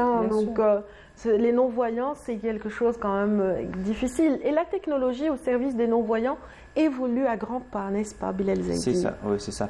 Il y a pas mal de technologies qui sont pour aider les personnes aveugles, mais la plupart ils sont vraiment très basiques. Donc par exemple, il y a des technologies pour aider la personne aveugle à trouver ses lunettes dans une table, sur une table plutôt, ou par exemple de chercher son téléphone ou autre chose. Mais par exemple, pour aider une personne aveugle de se déplacer d'un point A jusqu'à un point B, là, il n'y a aucune technologie pour l'instant qui peut faire ça, sauf BlindApp qui est pour l'instant en train de se développer. Et on peut dire que BlindApp peut remplacer la plupart de ces applications. Donc au lieu par exemple, il faut savoir qu'une personne aveugle salariée utilise en moyenne 15 applications pour faire son travail, pour passer une journée. Avec BlindApp, ce nombre sera vraiment très réduit et ce sera au maximum 2 à 3 applications avec BlindApp. Et en gros, c'est ça. Ce qui est intéressant aussi, c'est que ça développera peut-être le monde du travail pour des personnes à mobilité réduite, dans la mesure où vous avez tenté d'introduire dans un projet pareil en qualité d'auxiliaire de vie quelque part à distance. Dans la mesure où ils peuvent... Voilà, vous avez des salariés déjà au sein de la start-up. Je préfère d'abord qu'on regarde la vidéo avec laquelle on a gagné le concours Réseau Entreprendre. Avec plaisir, avec plaisir. On va demander à l'équipe si cette vidéo est prête d'abord, on va nous le confirmer. Est-ce que cette vidéo est prête? On vient de la voir, mais on va essayer de... C'est une autre, c'est la vidéo d'1 minute 30. C'est pas celle-là, c'est des lunettes. Celle-là, c'est pour présenter les lunettes. Donc, il y a... Là, on vous voit dans la vidéo, donc c'est juste pour donner des indices à mes collègues le temps. Ça. Voilà, on continue de parler justement de ces auxiliaires de vie, le temps qu'ils retrouvent la vidéo. Donc, oui, on peut même parler des lunettes parce que là, on regarde sur les lunettes, on va voir qu'il y a les 2 caméras, il y a la conduction osseuse, mais ce qui facilite vraiment de voir la vue de la personne aveugle. Donc, en quelque sorte, on va être les yeux de cette personne aveugle. Très bien, et j'imagine que même les producteurs de lunettes donc vont pouvoir aussi créer ces produits, enfin, pas les produits peut-être par la suite, ils seront peut-être intéressés aussi d'offrir le design de leur marque sur des lunettes pour non-voyants, qui sait. Après, ça va être beaucoup plus des partenariats avec ces entreprises de production et tout ça. Donc, sûrement, ça va être en tout cas des partenariats pour produire le nombre des lunettes qu'on voudra. Et ça va être la commercialisation. Et c'est vrai que, bon, on parlait tout à l'heure de personnes à mobilité réduite qui pourraient servir justement d'accompagnateurs ou de guides pour ces non-voyants, tout en restant chez elles. Donc comme je disais, que l'assistant, en fait, on a dit qu'il y a un assistant qui va guider la personne aveugle. L'assistant peut être un membre de sa famille, peut être un bénévole. Donc, c'est par exemple, vous avez un peu de temps dans votre journée, vous pouvez aider une personne aveugle à faire quelque chose. Et ça peut être aussi des salariés. Et ces salariés vont être des personnes à mobilité réduite. Parce qu'on sait tous que il n'y a pas vraiment beaucoup de travail qui est accessible pour les personnes aveugles. Il y a vraiment des structures qui ne sont pas accessibles. Donc, on va créer des postes d'emploi pour eux. Ils vont rester chez eux et vont guider les personnes aveugles. Donc, on va aider les personnes aveugles et en même temps, on crée des postes d'emploi pour les personnes à mobilité réduite. Pour des personnes à mobilité réduite, c'est formidable. Donc, d'une pierre deux coups, donc vous allez être au service. Donc, c'est vraiment l'entreprise sociale au sens propre du terme. Qu'est-ce qu'on pense, le docteur Kourougli, ici présent? En tant que médecin, déjà, je salue vraiment l'idée et je pense aussi que c'est penser déjà à améliorer les conditions de vie d'une personne non-voyante, c'est excellent, mais trouver en plus une autre solution pour des personnes à mobilité réduite, c'est vraiment doublement excellent et je vous félicite. Merci beaucoup. C'est vraiment astucieux et ingénieux. Merci. J'espère que vous trouverez beaucoup d'investisseurs. J'espère, mais il y en a pas mal. Il y en a pas mal parce qu'il y a tout le monde qui s'intéresse à ce projet-là. Déjà, on l'a vu avec les concours qu'on vient de passer et il y a les différents événements qu'on est en train de faire en France et peut-être en Algérie aussi. Bah oui, vos acolytes, les membres du groupe en fait, de la cellule qui a créé tout ça, sont en train de faire la promotion à leur tour quelque part en France. Oui, parce qu'il y a des événements d'entrepreneurs, il y a des événements d'entrepreneurs étudiants, d'entrepreneurs sur l'innovation et tout ça. Et on est tout le temps sur ces projets-là, sur ces événements, parce qu'il y aura beaucoup plus de réseaux, il y aura beaucoup plus d'investisseurs qui seront là. Donc oui, on a fait le dernier événement, c'était hier. C'était un événement que la région normande a organisé en collaboration avec l'Université normande et Pépite Normandie, donc pour mettre en valeur en quelque sorte les entrepreneurs de la région. Très bien. Donc, y a-t-il eu de bons échos? Y a-t-il eu du nouveau pour ce montage financier en faveur de votre recherche? Oui, il y a des contacts pour faire la recherche et on essaie de finaliser ça, mais ça va être beaucoup plus à mon retour parce que là, je repars le 31 et à mon retour, on va finaliser tout ça. Très Inch'Allah. bien, très bien. Donc, qu'en pensent vos enseignants, donc vous qui êtes dans une université qui encourage la recherche dans le domaine de l'informatique? Ils nous ont beaucoup aidés en tout cas, mais oui. parce qu'il y a aussi un programme que j'ai fait l'année passée, c'est un programme qui s'appelle Mon Stage Ma Startup. En fait, on peut faire notre stage en quelque sorte dans notre propre entreprise. Donc, on crée les missions à nous-mêmes et on donne des délais à nous-mêmes. Et c'est un programme qui est subventionné par la région normande. Et qu'on salue vraiment parce que c'est une initiative qui est très, très intéressante, parce que ça facilite à l'étudiant, parce qu'un étudiant qui fait ses études et qui travaille en même temps et fait son stage n'aura pas le temps de travailler sur un autre projet. Mais avec ça, avec Mon Stage Ma Startup, on peut travailler sur notre projet, faire notre stage, faire nos études en même temps et c'est subventionné par la région. Et ça nous a beaucoup aidé pour avancer dans le projet. Ouais, et je les remercie vraiment. Excellent. On attend avec impatience, en tout cas, l'aboutissement de tous ces efforts. J'imagine votre bonheur. Vous êtes combien, en tout cas Là, on est 3. Donc, moi, je suis le créateur, on est des cofondateurs. Et il y a Yassine Diaby qui travaille sur le côté finance. Et il y a Melvin Salès qui est le directeur technique, lui qui développe l'application et qui gère tout ce qui est technique. Très bien. Vous avez quel âge, tous les 3 23 les 3. 23. Yassine, je pense, elle a 22. Excellent, excellent. En tout cas, ça augure de beaux jours pour la recherche en informatique, pour l'Algérie et pour vraiment aussi les étudiants, voilà, où qu'ils soient.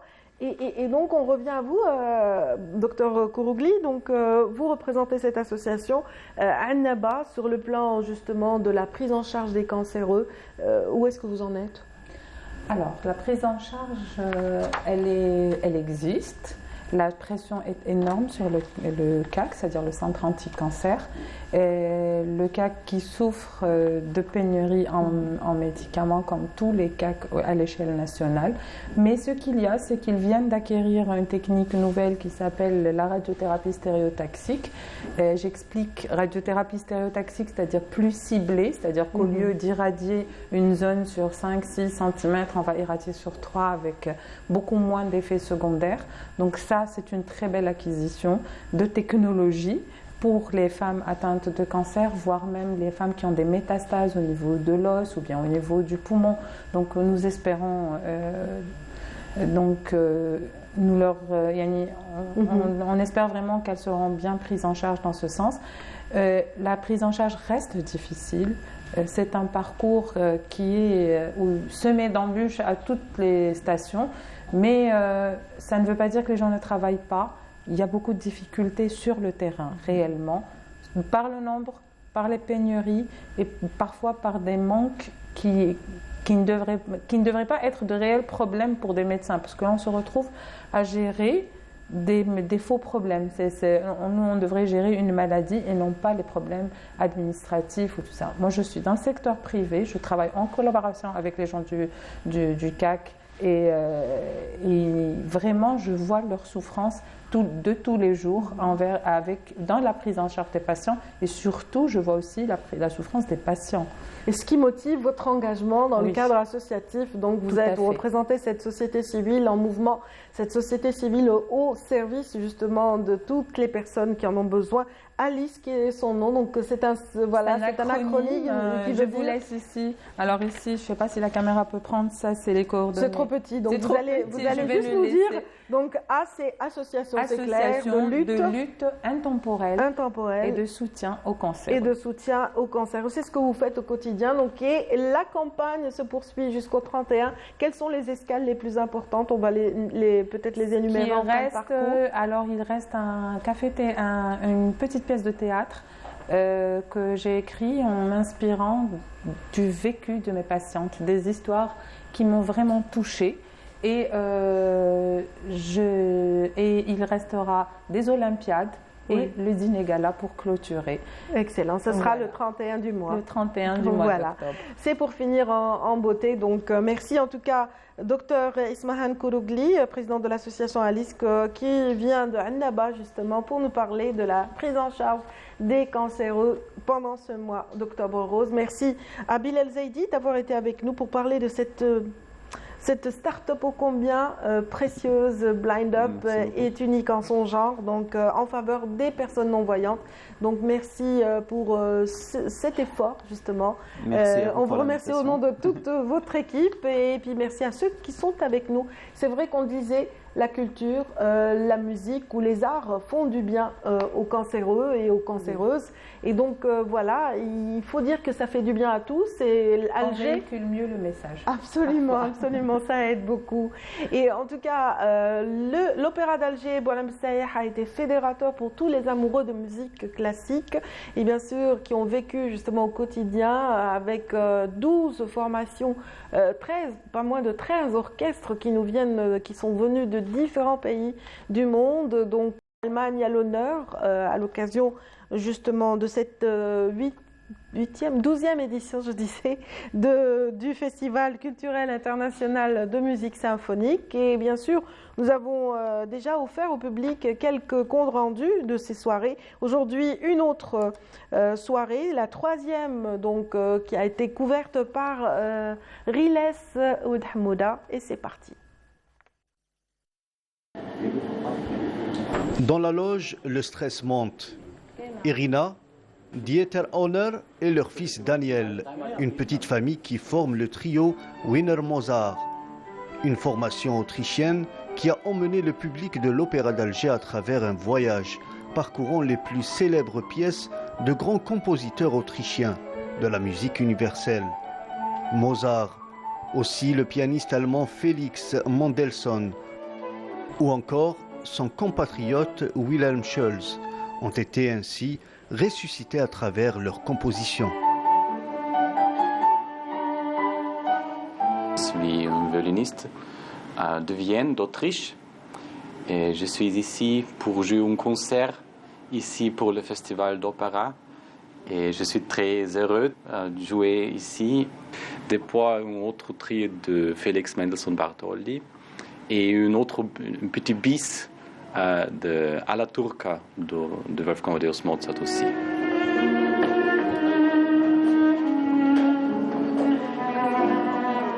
Le Danemark a marqué également sa présence dans cet événement par le duo composé de Christopher Heldig et le violoncelliste Tok Moldup.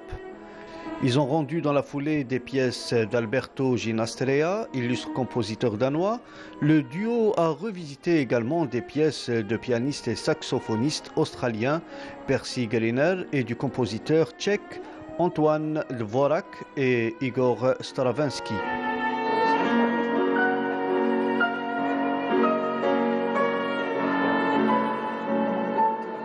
On joué beaucoup de différentes musiques, c'est Ginastera et c'est le Stravinsky, musique de tout le monde, et aussi le scandinavique, musique scandinavique, d'accord, de grec, le sonate pour cello et piano, et une chanson que Percy Grainger a arrangée.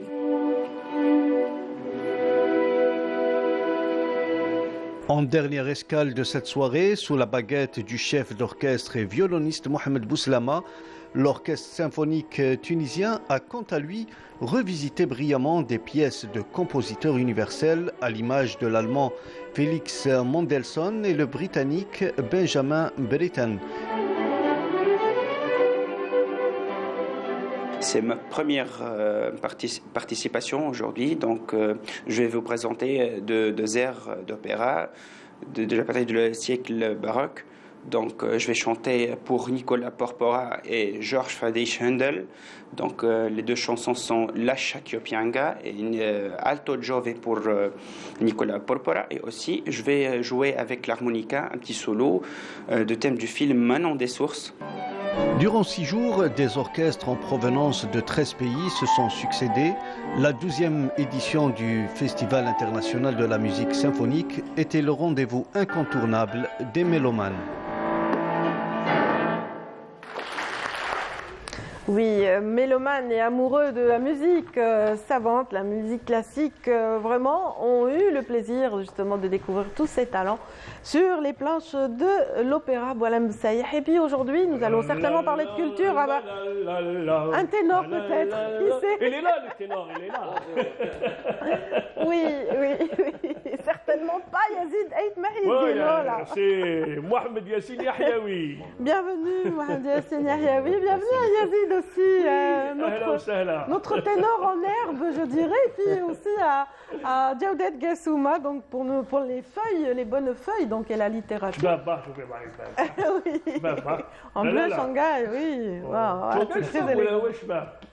C'est Shanghai, c'est une veste de marque. Elle est belle. Qu'on ne peut pas citer, mais c'est vrai que ça fait un peu Shanghai. Ça rappelle un petit peu. Je prends la parole parce que je dois dire juste un mot, un petit pot, après on va voir. C'est pour dire joyeux anniversaire à la petite Yasmine Kouidri. Donc Yasmine, et petit Sam Kouidri, parce que son père nous a demandé de lui faire un petit avec plaisir. Joyeux anniversaire. Elle est mignonne, c'est elle mérite. Mimi, voilà, son joyeux anniversaire. Un petit bisou magnifique, on vous embrasse, Yasmine. Et voilà. Voilà, donc allez, qui ouvre le bal, messieurs? Je pense que c'est, puisqu'on a parlé de musique, peut-être on va honneur à notre ténor. Oui, notre ténor, ici présent, donc, voilà, qui a brillé lors de cette 12e édition du festival, donc qui a été fort applaudi, lui, et justement Yamina Lekaf, qui, lui, voilà, c'est elle qui était en duo sur la partie solo, voilà, qui a été accordée au duo. Exactement, donc cette 12e édition du Festival international de musique symphonique, elle était claire par une présence de jeunes.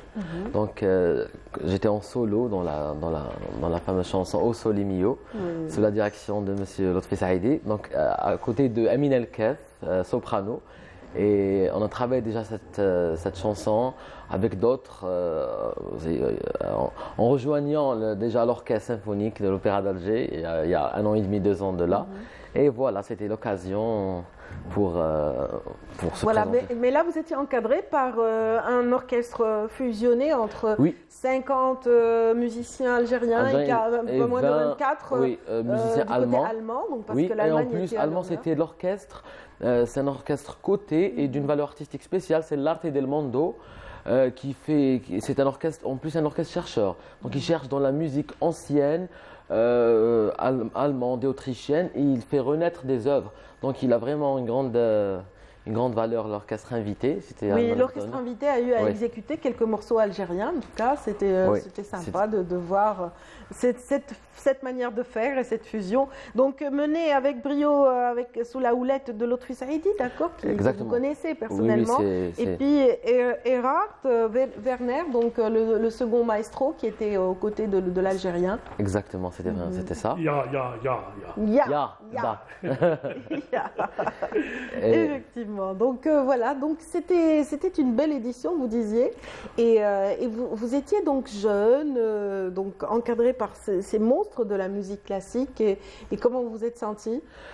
Tout d'abord, c'était une responsabilité, mais comme notre prof dit, donc il faut chanter avec plaisir. Donc c'est toujours le secret de la réussite, c'est aimer, parce que dans le chant, c'est l'être humain ou l'instrument. Donc on n'a pas d'instrument, c'est nous l'instrument. Donc il faut être sincère pour bien présenter, sinon ça ne va pas marcher. C'est vrai, pour que la voix porte et atteigne un petit peu l'essence et donne la chair de poule souvent. On va vous écouter en tout cas dans un extrait lors de cette soirée, Yassine. Excellent.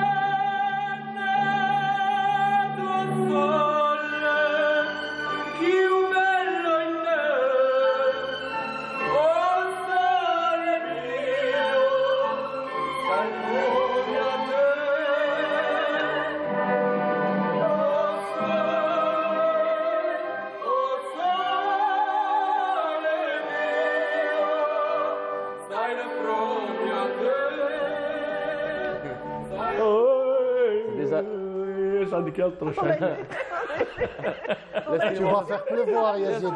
Vous allez faire pleuvoir. Par la puissance à Jawdet. Oui, on a été surpris par la puissance. Il chante si bien le soleil. Voilà, donc je pense que c'est une voix prometteuse. C'est pour ça qu'on a autant de soleil, vous disiez. Voilà. Radia, c'est une mezzo-soprano. Il faut la voir à l'essai. Hein. Il va y avoir des crapauds. En attendant. Vous resservez un crapaud sur la tête, Yazid. Bon, on va rester sur les belles voix, ces belles voix de cette Bravissimo. Bravissimo parce que voilà, lui il a ramené l'Italie alors qu'il y a toujours l'école, si vous voulez, autrichienne, allemande contre l'école russe aussi, le lyrisme, le grand lyrisme russe et la poésie. Et lui il a apporté ce soleil italien, c'est bien. C'était aussi une expérience parce que déjà mon enseignant de chant classique, chant d'opéra, c'est la russe Tatiana Saouli. Donc on était formés sous la direction de l'école russe et maintenant pour chanter italien, il fallait aussi ajuster les... Oui, excellent. En tout cas, saviez-vous qu'il était étudiant en pharmacie? Non. Les études en pharmacie, ça prend beaucoup de temps, mais il a accordé du temps à cette passion. Ah oui, c'est une belle alchimie en fait. Absolument, en tout cas,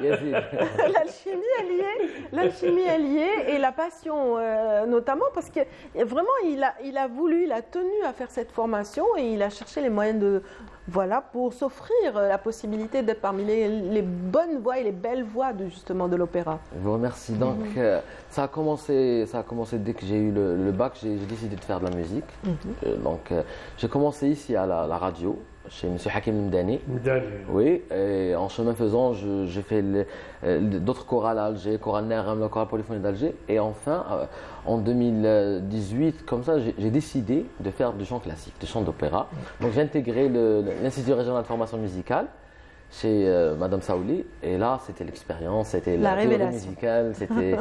Donc, et après, comme tout dans le domaine artistique, c'est les occasions et c'est la mise en place. On a été encadré aussi par le directeur de l'Institut supérieur de musique, qui est le commissaire du festival, M. Al-Qadr Barzara, et l'autre Saïdi, le jeune maestro. Donc, on a... Qui vous a repéré et pris sous sa houlette. Donc, vous êtes monté sur les planches et les planches, il me semble, vous passionnent beaucoup plus qu'un cheminement d'artiste normal vers un album. C'est les planches, en fait, que vous aimez le plus. C'est vrai. Moi, j'ai pris un état d'esprit où il a une décision. Je pouvais être plus présent dans les réseaux sociaux, présenter un contenu musical sur Instagram ou d'autres plateformes. Mais moi, j'ai décidé de se présenter sur le khashaba, donc sur le théâtre, al-masrah, et le public, l'icône, le public, et c'est le moment. Vivre un moment de musique parce qu'on a tendance à trouver plein de vidéos sur nos smartphones. Moi, je veux un moment pour apprécier la musique. La musique classique, ce n'est pas une musique de consommation. Donc, c'est pas une musique de tous les jours. C'est une œuvre de l'esprit. Voilà. Il y a certains qui la consomment, comme je le fais, mais en général, on ne peut pas la consommer tous les jours. Donc, il vaut mieux apprécier en compagnie. Et aussi avec l'artiste. Voilà, c'est un moment de partage aussi avec l'orchestre, vous donnez, il vous donne et le public réagit et apprécie. Vous avez été fort applaudi en tout cas, c'est ça qu'il faudra souligner. Et on le répète Et sans transition aucune, on revient vers vous. Moi je vais parler aujourd'hui de 7e art, puisqu'il y aura des événements concernant la... انت touches avec so il demande son jingle, lui. Il veut son jingle simplement. Voilà. Non, المهم تبسا. Il y aura donc du 25, 26, 27, donc les journées cinématographiques de Téveste. Donc je pense que c'est une tradition. Ils vont en fait reprendre cette belle tradition dédiée au 7e art. Il y aura des films, des courts-métrages, etc. Et puis à Timimoun, à Tinerkouk sera la cité du cinéma. En fait, il y aura une grande cité où il y aura des tournages, il y aura des studios, etc. Comme dans les grandes... C'est un projet cher au réalisateur comment dire, Chouir, Mohamed Chouir, Chouir. il faisait avant. On faisait Cannes Junior et tout, on a assisté beaucoup. Et il rêvait d'avoir justement mais là, c'est pas à Ténimoun, cette cité de Ténerkouk, la région de Ténerkouk. C'est le palais de Ténerkouk, Ksar Ténerkouk, qui abritera en fait cette cité de cinéma d'ailleurs. Il y a un projet de construire des décors normalement qui vont rester. Il y a un projet de construire des décors qui vont rester. Voilà, absolument. Donc la ministre de la Culture, le 15 octobre dernier, a inauguré l'occasion du SBOUA. Voilà. On avait parlé justement de patrimonialiser le Donc à Ténerkouk, il est très informé avec ça.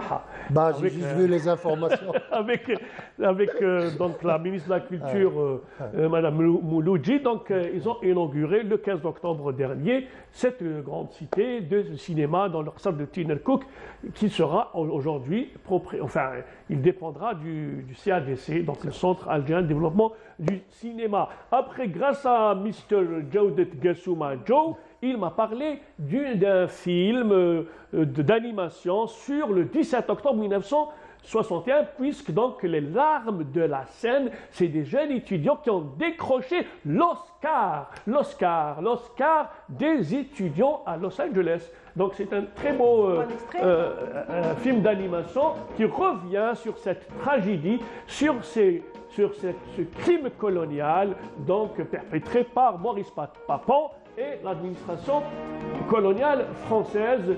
Donc maintenant c'est les jeunes qui réinterprètent à leur manière ce fait historique. Et pour inviter, donc, on voit même dans les coulisses comment ils commençaient donc à travailler et à réaliser ce film d'animation, Les larmes de la Seine.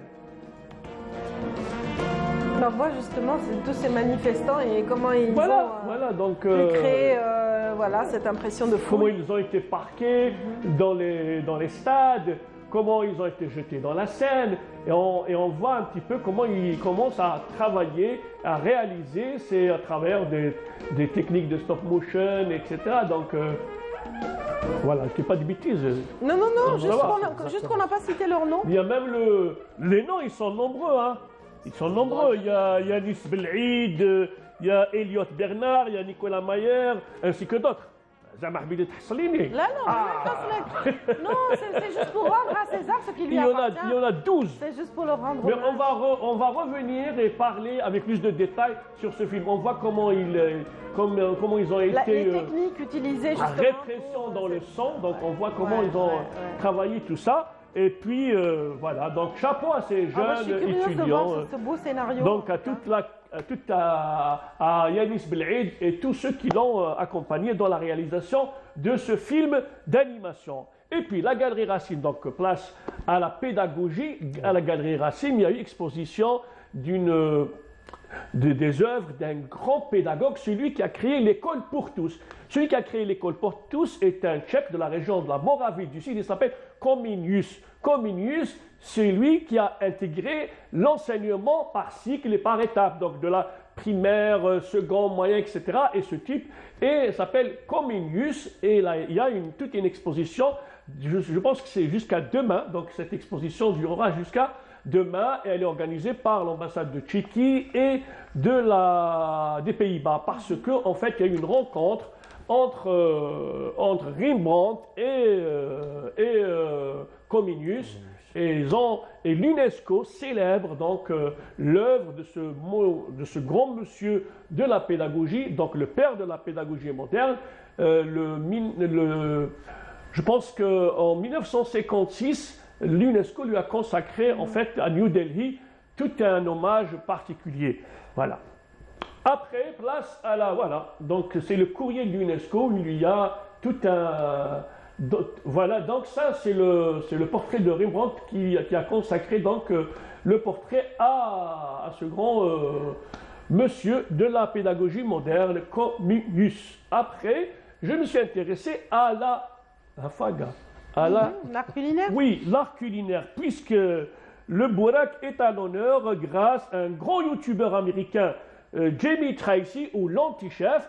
Il est en train de faire la promotion de choukha, le bourrek, shorba, etc. Donc on est en train de voir comment il est en train de faire la promotion de notre bourrek national. Et puis aussi shorba, choukha, Hajib, etc., etc. Voilà. Et puis la dernière fois, on a parlé du couscous. Comment on dit bourrek en anglais? Bouek. Bourrek. Non, rectifiez, bourrek. Vous avez dolma, bourak et baklawa, c'est des concepts, hein, c'est pas des. Le bourak, c'est tout ce qui est mahchi bilham. La dolma, les légumes. La dolma, c'est tout ce qui est farci, mais en légumes. Et, vous parlez avec un jawdet, hein? Jawdet d'origine.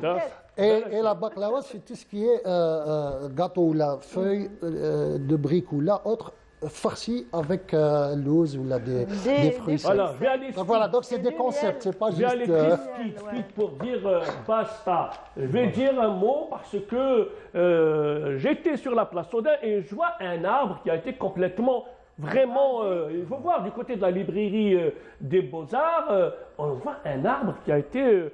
Vraiment, c'est un acte de barbarie, c'est un acte de vandalisme. Donc, je pense que la municipalité doit y remédier parce que si on commence déjà à raser les arbres, vraiment, ça va être avec ce soleil qui va nous tomber sur la tête et plus d'arbres. Donc, je pense que j'ai essayé de prendre cet arbre. Il a été dégarné, il va être yazid, voilà, voilà, il faudrait peut-être penser à le remplacer. Voilà, non, je pense qu'il faut pénaliser les gens, ils pénalisent les gens qui passent, ils ont besoin d'un peu d'ombre quand même. Et puis c'est des arbres millénaires, je pense. Voilà. Centenaire peut-être, parce que les boulevards ont créé quand même. Voilà, et puis pour terminer, j'ai eu un coup de cœur pour le Festival international de la musique symphonique, notamment avec le duo Moldrop et Hilding, donc le duo danois. Je vais revoir un petit passage pour vous dire bye bye.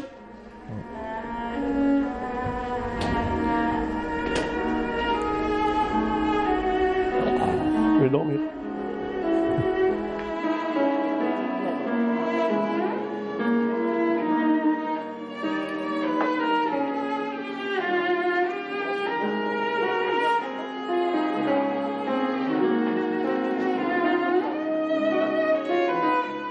Il radrome l'arbre en fait.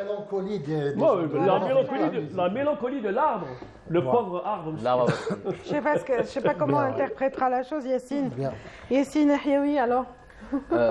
Par rapport aux l'arbre. Oui, non, la musique qui est venue juste après le coup de gueule. C'est le adagio. Voilà. L'adagio, c'est vraiment mélancolique, ça va doucement, mais sûrement.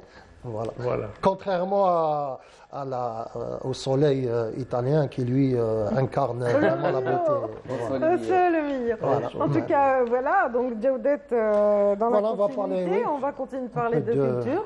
On va aller vers des horizons littéraires pour évoquer un peu la littérature arabe qui se porte bien, hein, contrairement à tous les clichés, tous les stéréotypes qu'on a tendance à... Parce qu'on parle beaucoup de panarabisme, on parle beaucoup de nationalisme, où la politique a pris le pas. Là la littérature est vraiment, vraiment bien en chair, elle est bien vivante et elle sait parler d'elle-même. Donc, on va parler aussi de Azzdin Dlaoudji qui décroche le prix Katara du roman arabe. Donc, avec l'étreinte des vipères, Inaq al-Fa'id. Donc, lui, il est prof à l'université de Bourj Bouaririj. Et donc, il a eu la Mohamed Bachir Ibrahimi, l'université Mohamed Bachir Ibrahimi. Donc, il a eu le prix du roman arabe. Et donc, les Algériens se positionnent beaucoup sur la littérature arabe aussi. Et donc, ils ont beaucoup de prix. Le Booker Prize, Boualam Issaoui, il y a eu dernièrement aussi deux lauréats du prix de la littérature arabe. Donc, c'est bien. Wachidi Laraj, on a des leaders. Ahlam Stranmi est une des plus puissantes autrices du monde arabe. En 2006, il y a des jeunes qui montent. Oui, en 2006, elle était... Khatibi, Qassimi, voilà, Al-Khous. Amar Al-Khous, n'hésite pas à éditer à New York, en Italie. Et il revient sur ses premières amours, justement, de la littérature arabe. Je parlais d'Ahlam Moustrani, qui est une des plus puissantes autrices sur le magazine Forbes en 2006 l'avait située comme étant l'une des plus puissantes autrices dans le monde arabe, puisqu'elle est dite. Elle est dite à 2 millions 300 000 exemplaires, ce qui n'est quand même sans parler des traductions. Hein, oui, elle traduit sur plusieurs langues. Donc, Aber Saïr,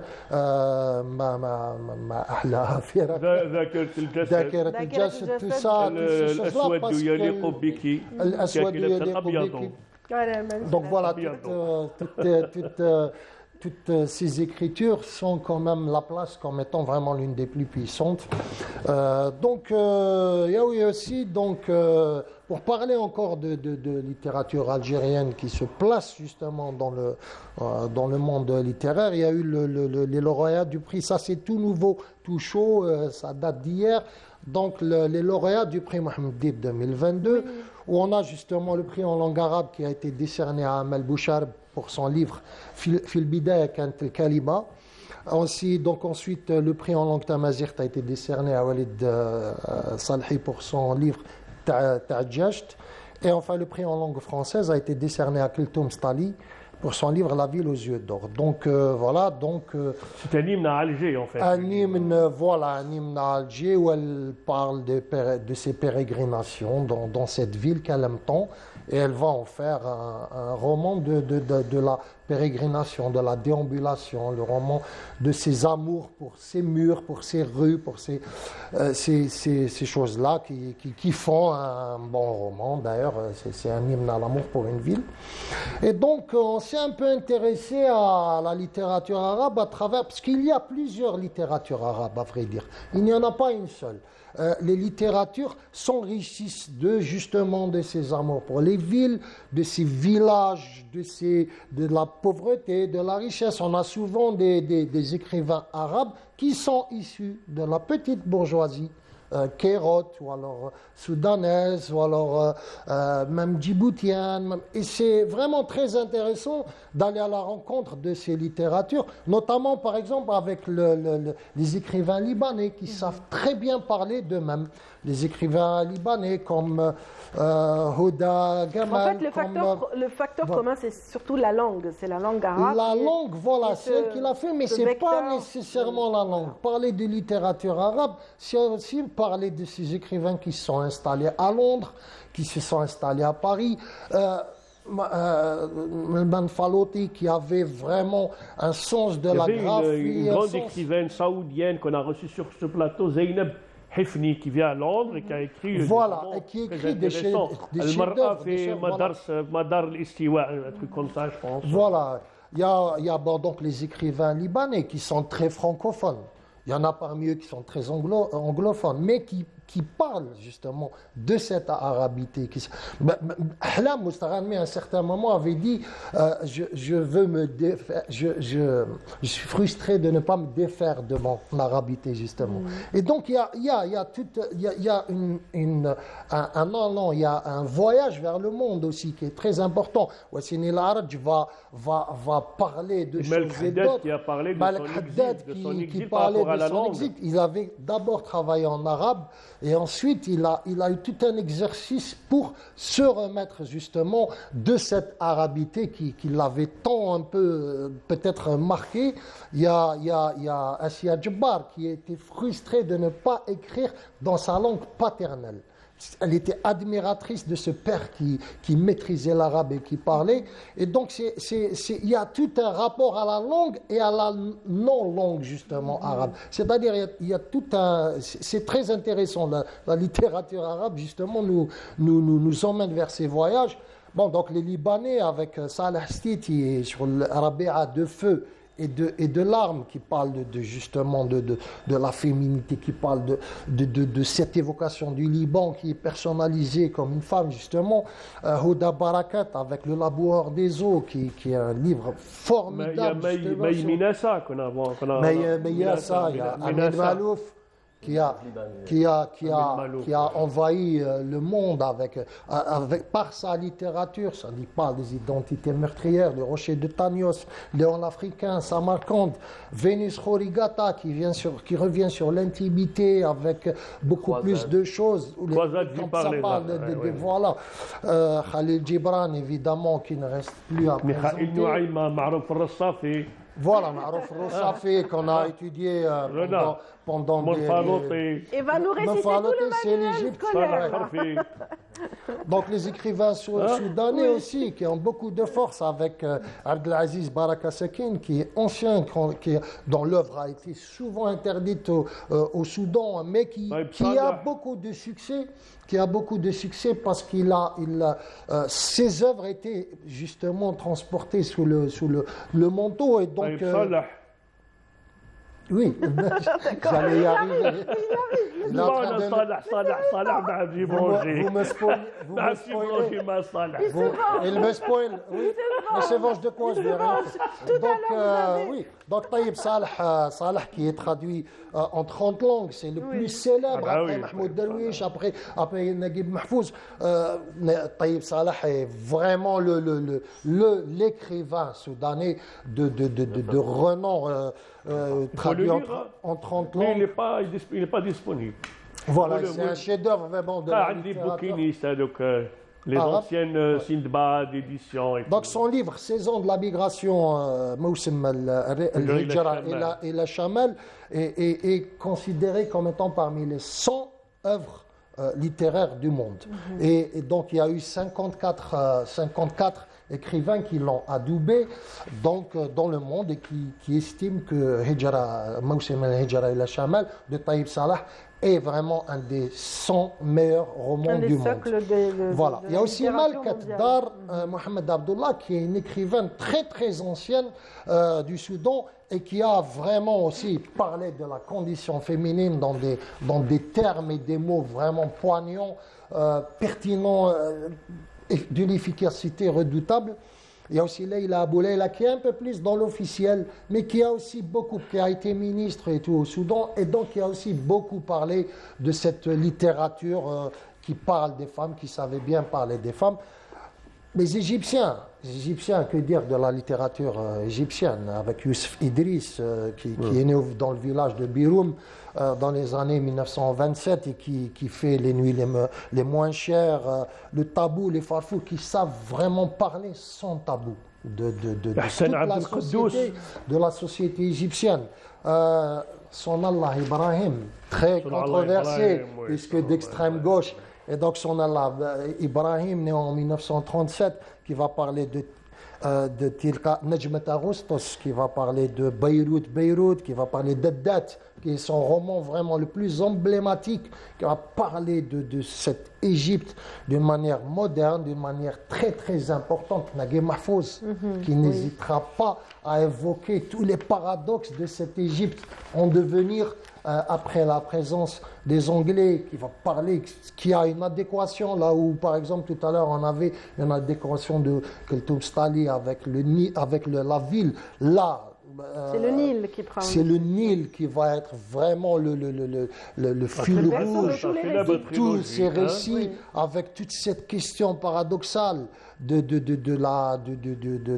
l'ombre patriarcale, avec tous ces paradoxes, une extrême grande pudeur dans le texte, mais en même temps une force du détail de récit qui vont nous raconter cette Égypte d'une manière très moderne. Rapidement, on va le lire. Hein. La trilogie. Ça m'a donné envie de découvrir. Tu l'as lu la trilogie? Oui, non, mais Oui. Et puis voilà, ce qui m'interpelle, c'est la littérature soudanaise que je ne connaissais pas. Non, mais la littérature soudanaise, elle est comme la musique soudanaise, elle est très multiple. Vous avez du jazz excellent avec de la tradition. C'est comme avec le mambo soudani. Oui, exactement. Il y a le mambo, le jazz, très très fort. Ça fait un mambo soudani. Oui, donc c'est une belle voix, on va découvrir. Laissez de tessiture à nous. D'accord. Non, mais la musique. Je ne sais pas chanter du ventre. Il va vous apprendre. Il va vous apprendre. Fermez les oreilles. C'est qu'est-ce que je chante?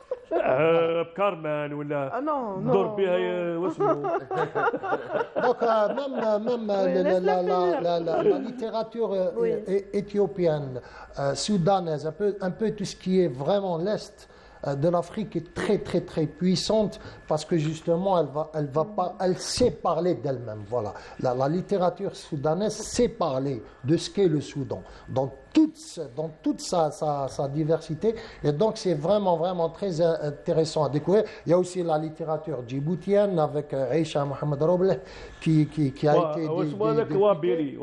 Il y a aussi Abdurrahman Waberi qui parle les États-Unis d'Afrique. Waberi aussi sait parler de ces... les États-Unis d'Afrique, comment? C'est les Européens, en fait, qui viendront un jour, ils seront des haragas vers l'Afrique. Voilà, il a imaginé le scénario inverse. Le scénario inverse. Et donc, effectivement, Abdurrahman Waberi, Robleh savent parler justement de cette transhumance qui va aller d'un sens et qui va revenir justement dans l'autre sens. Cette transhumance est vraiment ancrée dans la littérature djiboutienne et c'est très très intéressant à découvrir. Donc voilà, je vous invite vraiment à découvrir tous ces mondes et contrairement à ce que tu dis, Yazid, on peut trouver beaucoup d'écrivains quand on sait bien chercher.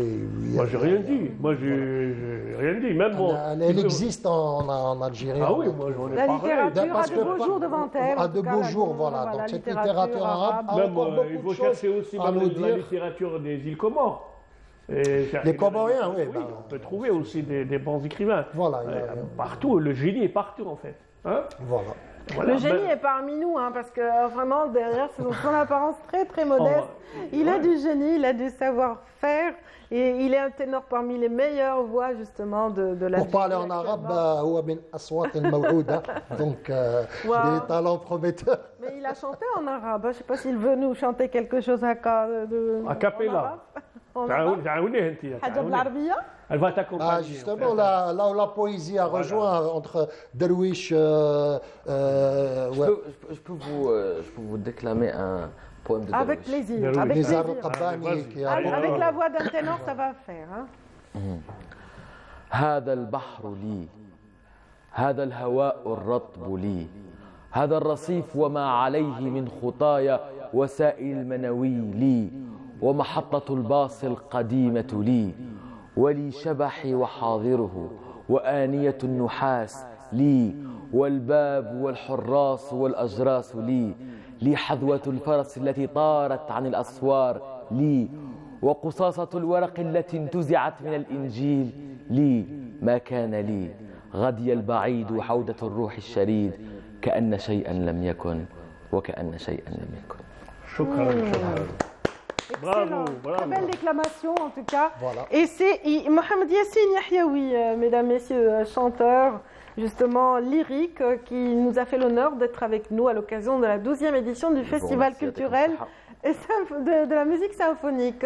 Bien sûr, je le disais tout au début de l'émission, Canal Algérie est très fier que certains de ces éléments aient décroché un prix du journaliste professionnel hier. On en parlera aussi au terme de cette émission, à Yazid. Oui, avec plaisir. Mounir Laharetch, en l'occurrence, pour le second prix, pour ce qui est des médias télévisuels, donc a eu avec brio, donc a décroché cette place dans cette très belle sélection parmi tant de journalistes professionnels. On est vraiment très ravis. On va voir d'abord ces images justement qui reviennent sur cette cérémonie présidée par le président de la République, Abdelmadjid Tebboune, qui a décerné ces prix d'encouragement et aux journalistes présents, mais aussi à titre posthume à ceux qui nous ont quittés, à l'instar de Sabrina Khlifi, Allah yarhamha, qui a elle aussi été honorée par le président de la République à l'occasion de cette belle cérémonie, autant que justement beaucoup de noms et de plumes, je dirais aussi.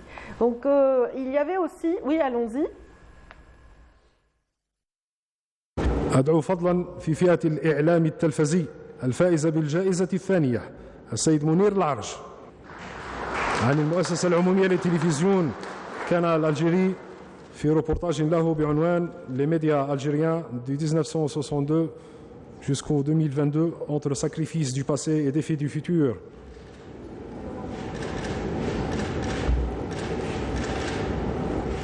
Là, c'est Mounir Laraj, notre collègue. Ben oui, Mounir Laraj, c'est l'exemple de ce journaliste professionnel qui était là, qui a fait pratiquement tous les services. Il a commencé à Bonjour d'Algérie au début, après il a évolué dans le journalisme d'investigation, le terrain, il a fait les ondes d'ombre, il a fait les Jeux méditerranéens, il a couvert pas mal d'événements. Il a été dans le divertissement, il a été dans le reportage et aujourd'hui il est présentateur du journal télévisé et voilà, il vient de réaliser donc un documentaire sur l'histoire du journalisme depuis 1962 jusqu'à nos jours, où il est revenu sur les sacrifices des journalistes, où il a interviewé beaucoup de grosses pointures comme Hamimi Rabia, donc Rabia Hamimi qui a intervenu dans son... Qui a vu justement passer des générations dans cette télévision. Absolument. Effectivement, des générations de journalistes. Voilà. Et je voulais aussi ajouter donc notre collègue qui a fait un travail documentaire historique, c'est Nawel Belaïdi, donc qui a travaillé et Bouzid, voilà, parce qu'ils travaillent en duo, ces deux-là, et ils ont aussi bénéficié de ces consécrations vraiment à l'égard du professionnalisme. Comme ils ont beaucoup travaillé sur le documentaire historique, sur la Première Guerre mondiale, sur le patrimoine. Le patrimoine aussi, absolument, ils ont travaillé sur les manuscrits du Touet, sur les Fougara, sur d'autres aspects du patrimoine matériel et immatériel. Et voilà, et là, c'est un autre documentaire historique sur les crimes coloniaux, sur ce que l'Algérie a subi durant la longue nuit coloniale. Et voilà, donc il y a eu aussi ce moment... Et puis, vraiment, oui, il y a eu ce moment solennel où le président de la République a également honoré des familles de sommités médiatiques décédées. Oui, il y a... À savoir Mohamed Oussaïd Bel'Eid, Zayd Belmili, Abdelmalek Hoyou, qui était notre directeur. Et puis également la regrettée Sabrina Khalifi, qui faisait partie de cette famille de Canal Algérie aussi. Ah oui, c'était... Oui, c'était quand même voilà, méritoire parce qu'elle nous a quittés pendant l'exercice de ses missions, passionnée par ce qu'elle faisait, donc voilà, ainsi que tous les journalistes vraiment qui ont certainement mérité cette consécration lors de cette cérémonie, très belle cérémonie abritée par le Palais de la Culture, plutôt le Palais du Peuple.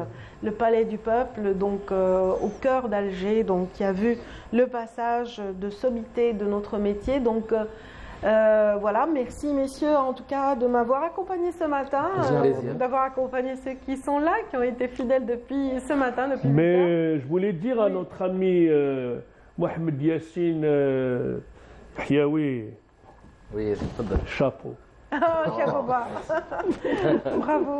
Bravo. En tout cas, on est fiers d'avoir une voix comme la vôtre à l'Opéra d'Alger. Merci d'avoir été avec nous, donc Mohamed Yassine Hiaoui.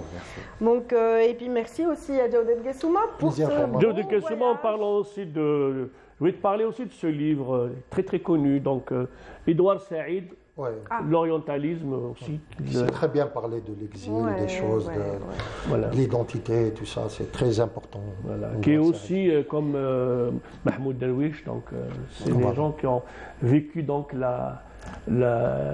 l'exil et l'errance après 1948 quand ils ont été chassés de chez eux. Voilà. Et qui ont véhiculé toute une philosophie. Oui. En fait, au-delà de la littérature, c'est une œuvre. L'orientalisme, c'est un système de pensée, en fait, qui essaie de dégrader l'autre, de jeter un peu l'anathème sur l'autre. L'identité, d'effacer tout. C'est le nihilisme, en fait. Merci infiniment Yazid pour ces belles paroles. Yazid Ait Mahidine, mesdames, messieurs. Merci. Le papillon est à sa place et c'est le moment en tout cas de rendre l'antenne et de laisser la régie déployer un petit peu le générique de toute cette équipe qui nous a accompagnés depuis ce matin, l'équipe du Studio 7 qu'on salue et puis on salue surtout ceux qui nous ont suivis depuis ce matin. Bonne journée, excellente journée et à demain 8h, 9h30.